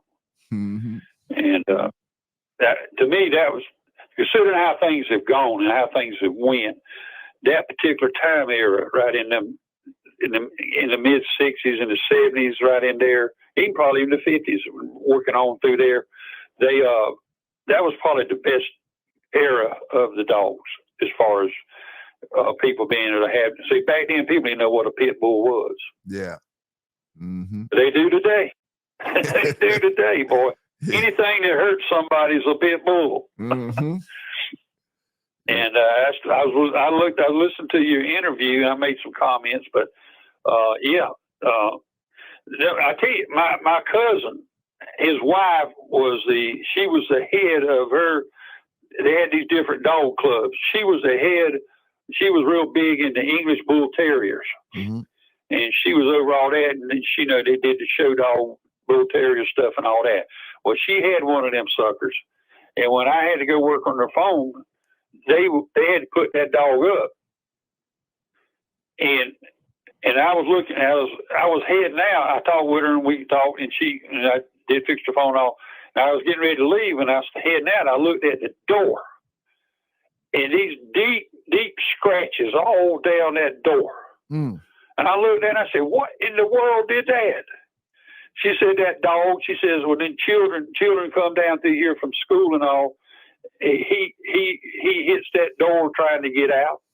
Dang. I thought to myself, "You need to shoot that stinking cur." If he'd ever get out, he could seriously hurt one of them youngins. Yes, sir. Yep. And so them English Bull Terriers and Rottweilers, there was a guy had some Rottweilers tied on a doggone cow chains. I said, "Mister," and I worked around fixing the phones. I run into lots of types of people and whatnot. And I said, "Mister," I said, those are some really nice looking Rottweilers. They were aggressive acting too. When I walked back there, boy, they got fired up when I had to go around behind the house to where the phone service was at. And I looked at what they had on them. I said, "My Lord, that new dogs will be, that new chain, they're going to hold them dogs for just a little bit longer, and they're going to be loose. And then what's going to happen then?" Yep. Yeah. So anyhow, it just is what it is today, and I just hope that. I mean, I feel sorry for those. I mean, I really feel for those children. You know, and there's another thing about a biting dog and a territorial dog, and them territorial type dogs that kind of run in them Eli dogs, and my face picture's like that, and I suspect that Bo's dog was too. But here's the thing about that type of dog: you need to build a fence around them, no matter what. If you went into that face bitch's chain and she did not know who you were, she'd eat you up, and she wouldn't be playing with you. Yeah. And I mean, she'd pull back from a strange person and give her some chain room, so that when they got in the right distance, that chain wasn't going to snatch her back. Yeah. But I could take her off that chain. I could have 10 strange men standing in my yard. I could take her off that chain and walk her up to them, and she wouldn't even pay them a bit of attention, unless one of them decided they're going to, make like they're going to hurt me or something, make a loud noise and try to make like they're going to hit me or something. Yeah. That probably wouldn't have been a wise thing to do. But other than that, she would pay them absolutely no attention. But on that chain, there's a different story. Yeah. It's only who she knew could go to that chain and pet her or feed her or whatever. And so it didn't matter about the feed. But now the other kind of dog you go to feed that sucker, and he tries to bite you. He's trying to bite the hand that feeds him. Shoot that sucker real fast. Mm-hmm. I got one, Mr. Joe Bill, like that. I said, Joe, I ended up giving him one of my other dogs for a stud dog. His last stud dog he used off my Chuck dog. I told him, I said, Joe, I said, I had to shoot that dog. That dog was too dang on dangerous. I said, if you'd have brought him back home and put him back in, you don't never know when he was going to attack you in your house. But he'd bring him in the house sometimes. He was a big dog. I said, you never know when he was going to attack you. I said, that sucker almost took my hand off. And I was just trying to feed him. And I shotgunned him, sent him onto the happy hunting ground. But that's something you got to look at. But now, if you got an outright biting dog, that dog needs to be destroyed. And that's what happened to that Bo's dog. Jerry should have built Joey should have built his name was Bunch. He should have built he had paddling dogs too. He should have built a fence around that dog. And because that dog got one of his girls caught her by the hand and mauled her hand. I might have told all that. And he shot the Bo's dog. He shot him, and then he didn't shoot the rest of the dog. He shot him. That was the end of him. Right. And then he sold the rest of the dogs and got rid of them. Mr. Gainey might have got some. Who knows? Here's a sad story about Mr. Gainey's dogs. When them fellas lost interest in them, his sons and all, I reckon they just finally lost interest in all of it. And he was up in age. And when he got into dog game, he wasn't no young fella, but he made a tremendous splash when he did. You had to have your act together if you were going into him, because he had some really good dogs, and I think he had better dogs than Tant did, and that JR dog and all that. But anyhow, he called Wesley over there, and he said, "I'm through with it," and he said, "I've got a backhoe. I'm fixing to dig a big old hole. I want you to help me with the dogs." And he took them in and shot every one of them and buried them. Yep. Actually, he could have sold them dogs probably $10,000 a piece. So he had it down to a science, and he had a cream of the crop. Last time I saw them, they were immaculate looking animals. They looked as good as them Mr. Hollins' them red-nosed dogs he had. Yeah. They were built like that, and they had that same beautiful build and immaculate health and all, and jumping off the subject. But anyhow, he got rid of them. He didn't let nobody have them, and so, so that's why you don't got no Gainey's dogs floating around other than the you don't dog. see none of them. He ended when Yep. Because he had cream of the crop of that stuff. Yeah, he could have helped. Aim Wesley tried to get him one or two of us. They begged him to give them to him because then they would have helped him with that. Because he still had a little bit of that Prince blood up north, and he might have could have used some, bring him back to some of Mr. Gainey's stuff. Got himself going again. Mm-hmm. And but he just would not. He said no. He said I don't want nobody else to have them. And I wasn't necessarily in a selfish manner. I just don't want nobody else to have them because they might abuse them. Yeah. And that's what he did. Dang. So I got one last question. Did you see any of Yellow shows or any of Yellow offspring shows? I saw Yellow on one show. He was a slow dog. He was not a fast dog. Yeah. He was slow. He was big dogs. A lot of them dogs are tends for big dogs, and I saw Yellow, but maybe one of his last shows or two might have been more, more competitive. But some of them, I don't know why he even brought them dogs. That one show I saw, and I refereed it. I asked, it was Jackie and Braddock. I said, as good a dog as you had on that McLean dog, he had. I said, why y'all bring a dog like that? This kind of a dog. I said, he ain't even in the game. I said, it makes me wonder how you got your bets laid. I said, how y'all betting on this deal? I said, man, where did y'all find this dog?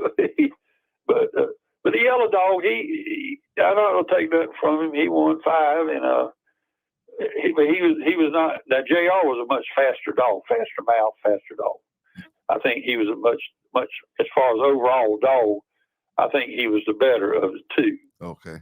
And and another thing I always notice about dogs, and I like the trait. I like that trait if you had it.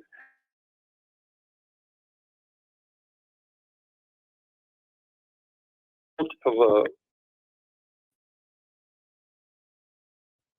back there, in your bloodlines. Yeah. Generally, you can see it really, really brought out real strong at looking at Mr. Holland's dogs on the YouTube. Somebody did a video of them dogs. You can look at them. One of the things they do, and my dogs did the same thing, they wag their tails down low. And like if you got the dog between your legs and you're doing a show or something, you feel them hitting your legs with that tail. They be wagging it and they hit it. Yeah. And they don't flag their tails. They stay down low. And if you notice on a lot of your Carver dogs, a lot of them dogs, you'll see that same trait. And I always said it was a bull terrier trait myself. And so a lot of times they had them, what they call a rat tail on them. All that, I liked all that. I like that, all that sort of stuff. Like I say though, they don't make them win, though. Yeah. But it's a good trait.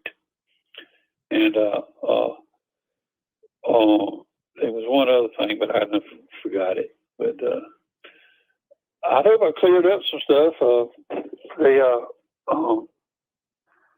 These dogs today they all pretty well blended with a little bit of everything. Some of them are doing a little more family breeding. I did know a few fellows that were doing a lot more stricter family breeding. But even with that, you only can do it just for so long, and then you have to add something back into it. Yeah. And to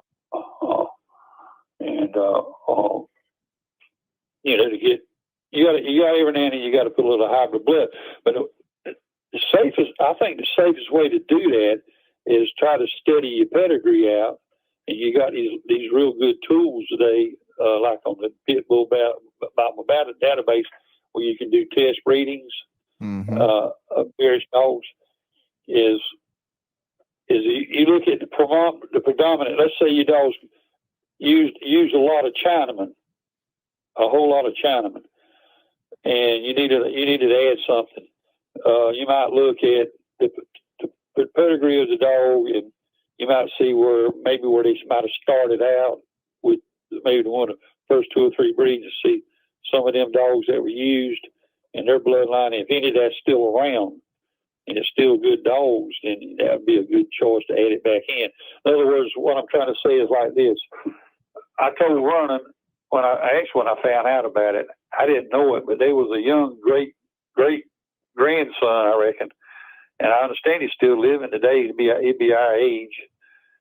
Had some of them Kobe dogs down there in Texas, and see, for some strange reason, those Hensel dogs, they are hard. If you had some real straight Hensel dogs, they just didn't click with everything for some reason. And normally you see they'd only use about a quarter of it. So like Don Maloney used a lot of Hanfield blood and about a quarter of that. And like the Rage bitch and all them type dogs, you see about a quarter of Hensel there. And so for some reason, unless if you bred Hensel dogs and Hensel dogs, you might was been all right if you kept checking them and whatnot, and they kept coming strong. But it didn't seem to really cross with anything else, that well overall. Oh, man. And they didn't produce that catalyst type whatever, and so that's one of the things in breeding. You got to look for that catalyst. Some of them catalysts, and it used to be some of them old family dogs. Somebody's kept or preserved them.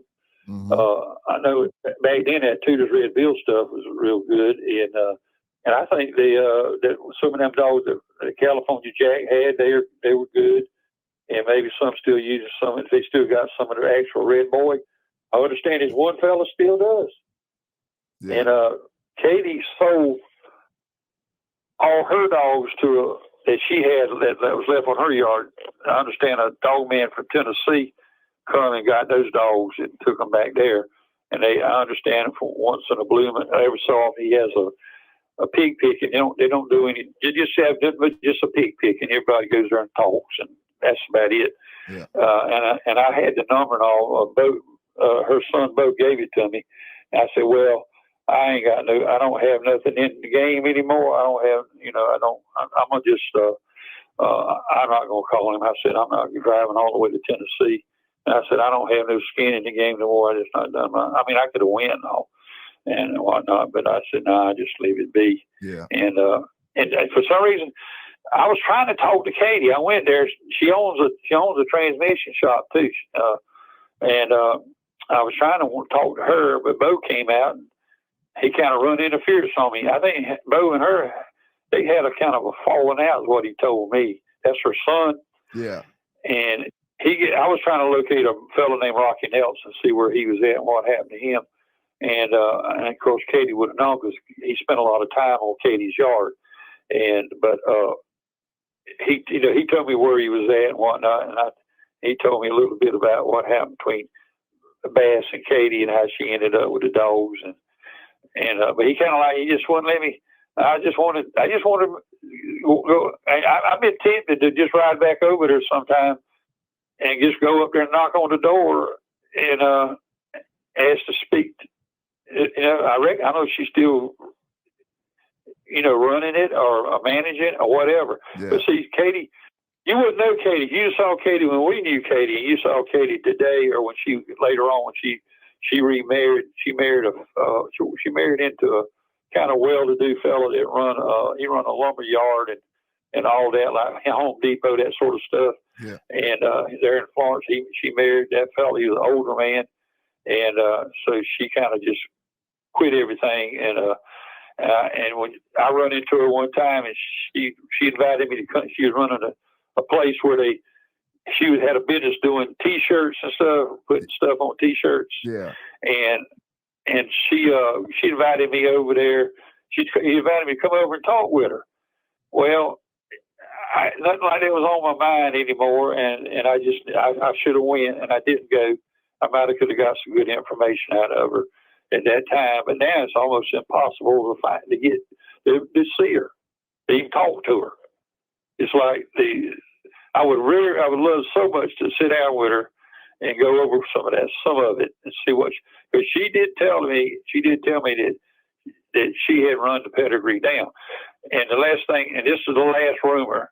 This is the last rumor. 8-Man.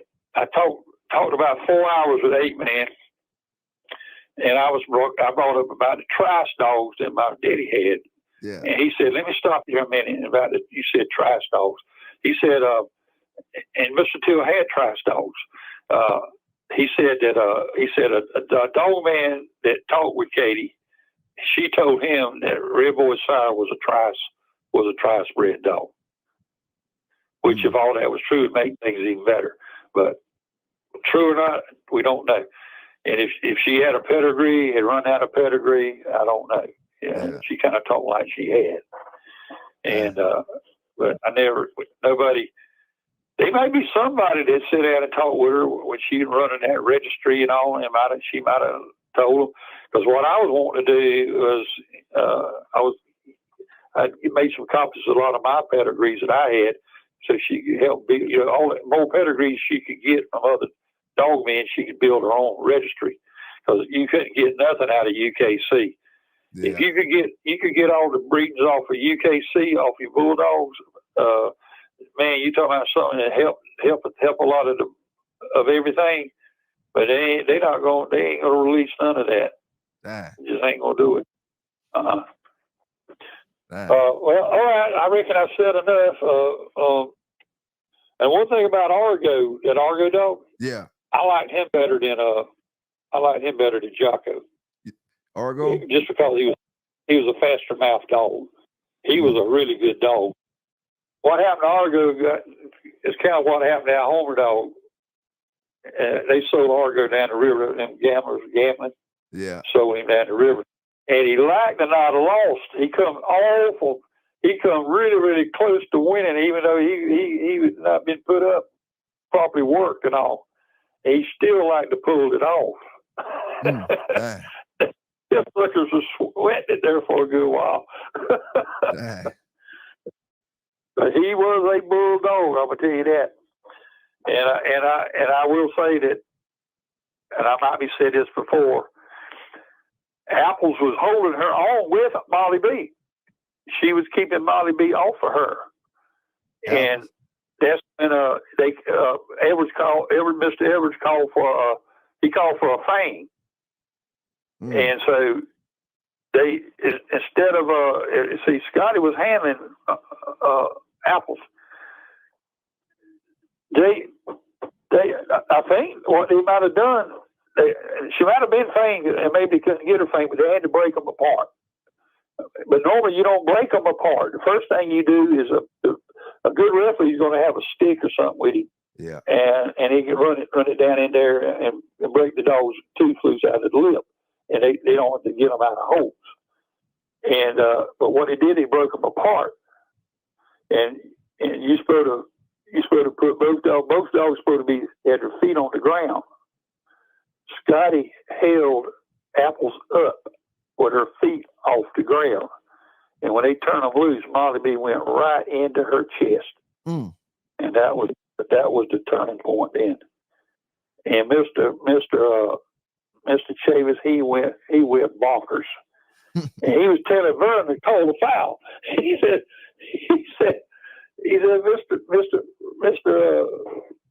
Mr. Chavis, I can't call the foul. Your handler ain't calling no foul. Your handler's got to call the foul, and I got to recognize it. I said, he's the one that screwed up. I said, he's the one that put you at the disadvantage. And Mr. Chavis got mad at VJ, and he never had nothing to do with Scotty after that. Scotty used to handle all his dogs. And he never had to do with after that happened. And of course, they sent me later. They sent another daughter off of Molly B. Beat a daughter off of Molly B. Beat another one of Chavis's dogs in that same show. But they knew the Apples was holding her on there for a while, and which is highly unusual. I didn't see no other dogs hold her on. Period with that monster. And she had her, I think she was controlling her head. But when Scotty did what he done, no chance that she could come back from that. That dog was just too devastating. And of course they finally had to pick her up. Molly B must have been an animal. Man, I'm telling you, you could have just like a full-grown male lion hitting a zebra running at full force, and all the dust go up in the air and everything. That sucker just done in. That's how she come at you. She come at you. She could move so fast. She was light, a big dog now, but she was lightning fast. And she just come with her mouth wide open. And wherever she put it, if she got into your dog's body, wherever she put it, that dog was seriously hurt.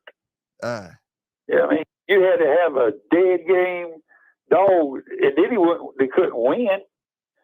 Only thing you beat her, you had to have a monster like her, and you don't see them kind of dogs come along every day. Yeah. Those type ace dogs, you just don't see them. Yeah. And once in a blue moon, one of them will pop up, and she was one of them.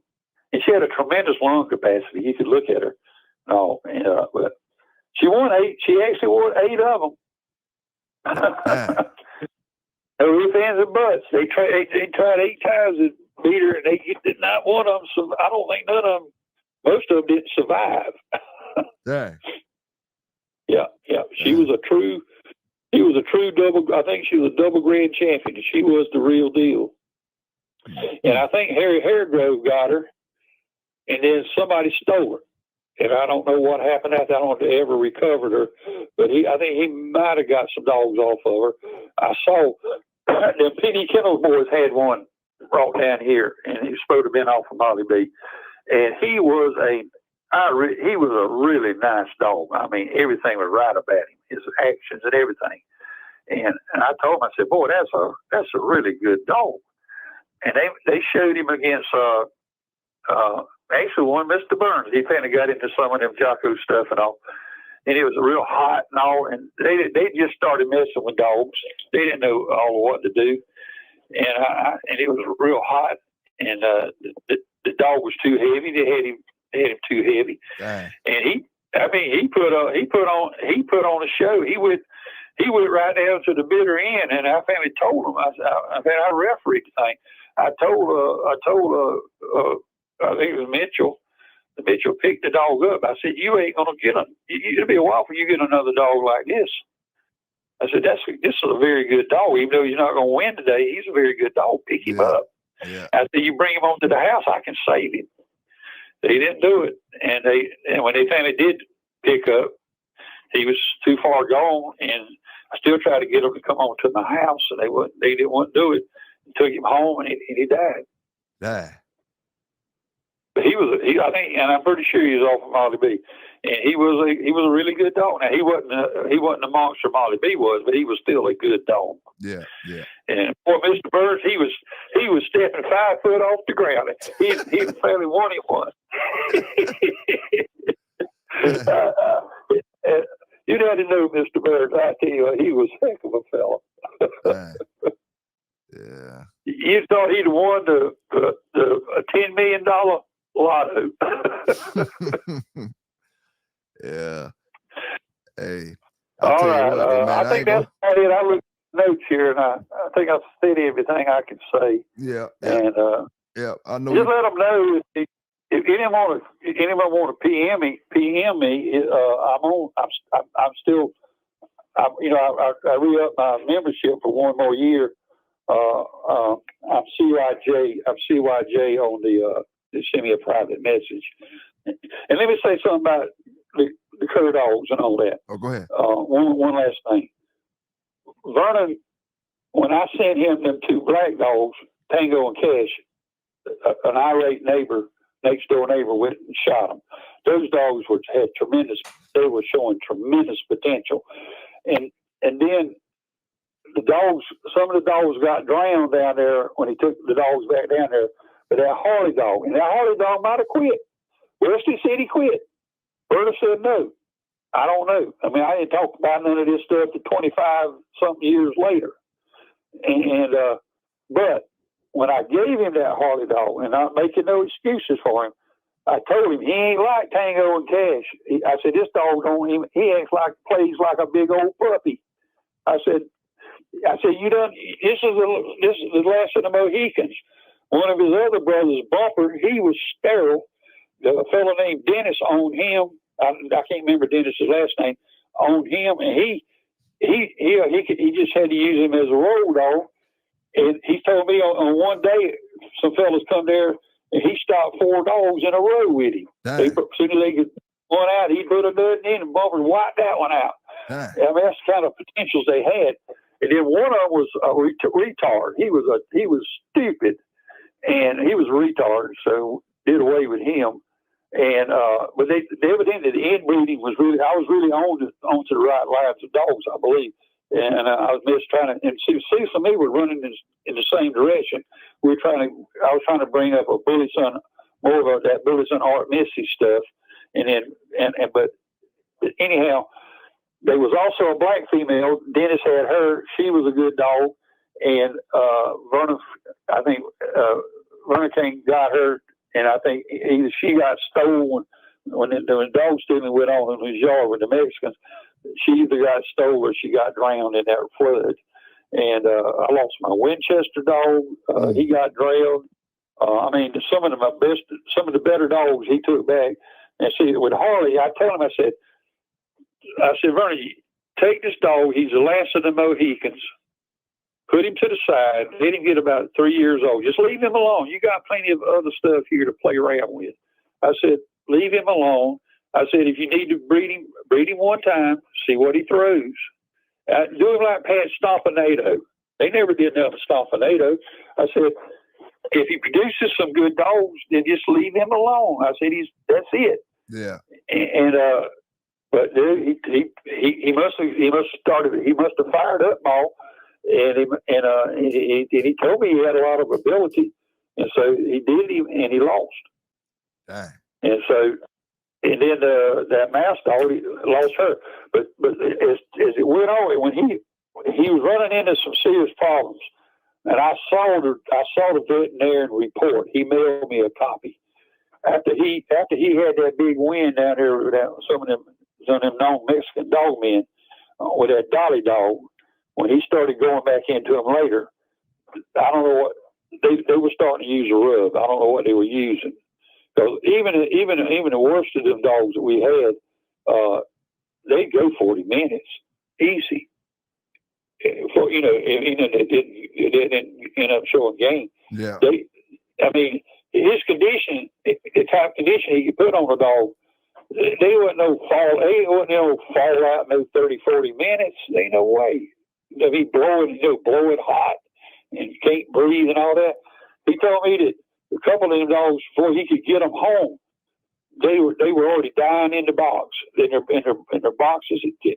And he said he tried to get one of them to the vet, and it died before he could get it there. And the vet did a blood sample, and I saw the report on that. And I don't know what they was using. And I asked him, I said, did you do the wash with the alcohol and all that, and the milk and alcohol and what, the rubbing, the underproof alcohol and whatnot?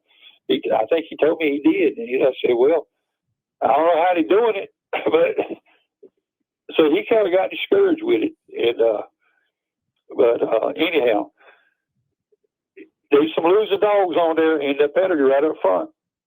And whether they were rank curs or whether they were you picked them up or whatever happened, I don't know. Yeah. I'm talking about something that I didn't know nothing about about 25, 30 years later, and just talking with him in general. Mm-hmm.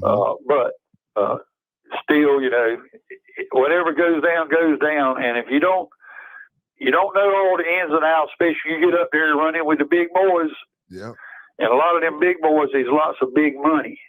And just like with that Homer Jeep match, there was a $10,000 forfeit because when we tried to get Sundown hooked up with that, it was with Jeep at 42 pounds.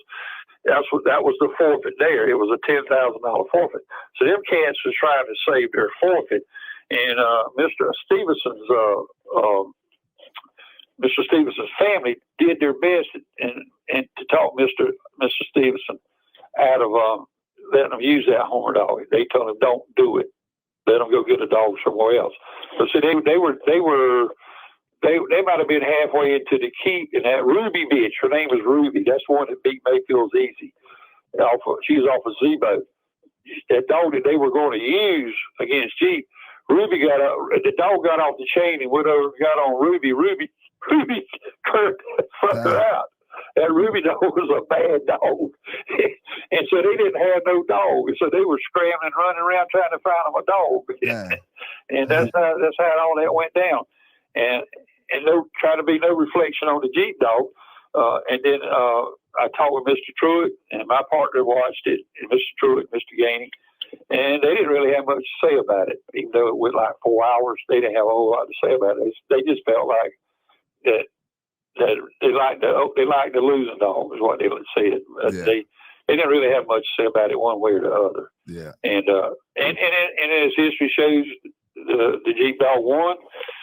The Homer dog, like you say, if you go through with it, you really don't really try to make no excuses. Yeah. You just suck it up, be a man, suck it up, and go on. Mm-hmm. and one last thing. If you got some good dogs and they're your dogs and you like them, like I've said before, don't necessarily give them. And some other fellows out there, they got their own dogs, and they got. See, a lot of them is like football teams. They like their different fans. Some like Mayfield, some like Boudreaux, some like this, some like that, some like the Redboy fan dogs and so forth. Chances are, if you give them any of your dogs, they're going to treat your dogs a hell of a lot worse than they're going to treat theirs. So you have to be careful about some of that. So anyhow, I've just seen a lot of that in my game, and anytime you're showing some dogs, try to pre-keep them a little bit. Yeah. You ain't gonna win no dog pulling weights, the weights, or showing the dog if you bring that dog fat. If that dog's fat looking, they're not gonna do it. They're not gonna win anything. Nope. Oh. Yeah. Okay. Was any other questions at all? No, sir. That's about it. I know you're a little under the weather right now. I appreciate everything. I appreciate the interview because I know you're not feeling the 100%. Yeah.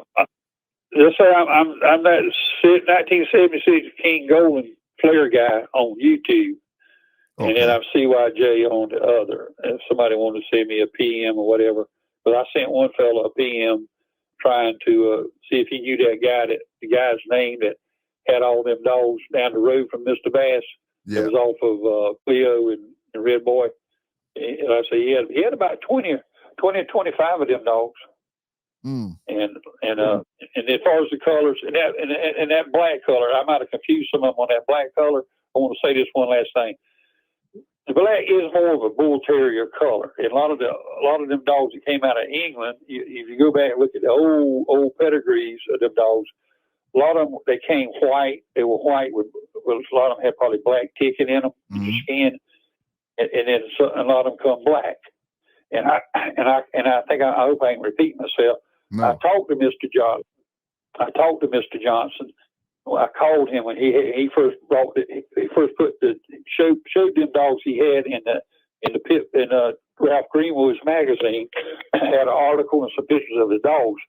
There was what he called a Johnson American Bulldog, what he called them today. Yeah. And they supposed to had them dogs back before the Civil War. His family had them. He said he came directly from England.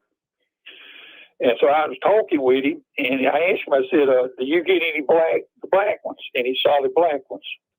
He said, no, I never got a black one. He said they come colored like them Kobe dogs. They were white with brindle patches, red brindle patches, and maybe, and I don't know if he got a brindle or any other colors. But generally the white was the predominant color on them, and then they would have some mixed colors. But he told me he never got a black dog. Oh, dang! And now today, if you look at his dogs then, and I think there's one man still trying to stay more to the tradition of the Johnson dogs. Yeah.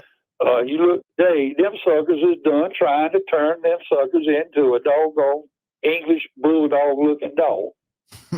They're trying to get them squattier. Yeah. Get them snub faced, taking all the functionality out of the dogs just to produce a type of show dog. Yep. But them dogs were working dogs, and the ones that he had, them were some nice looking dogs. I mean, as far as what they were nice looking dogs.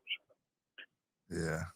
And they may have been the actual true English bulldog, which we call the American bulldog today. Yep. Yep. Yes, sir, man. Okay. I appreciate all right. you. I appreciate that's you. all I can do today. You can go ahead and sign us off. Yes, sir. I appreciate you. Y'all brothers and sisters, salute to y'all down in the chat.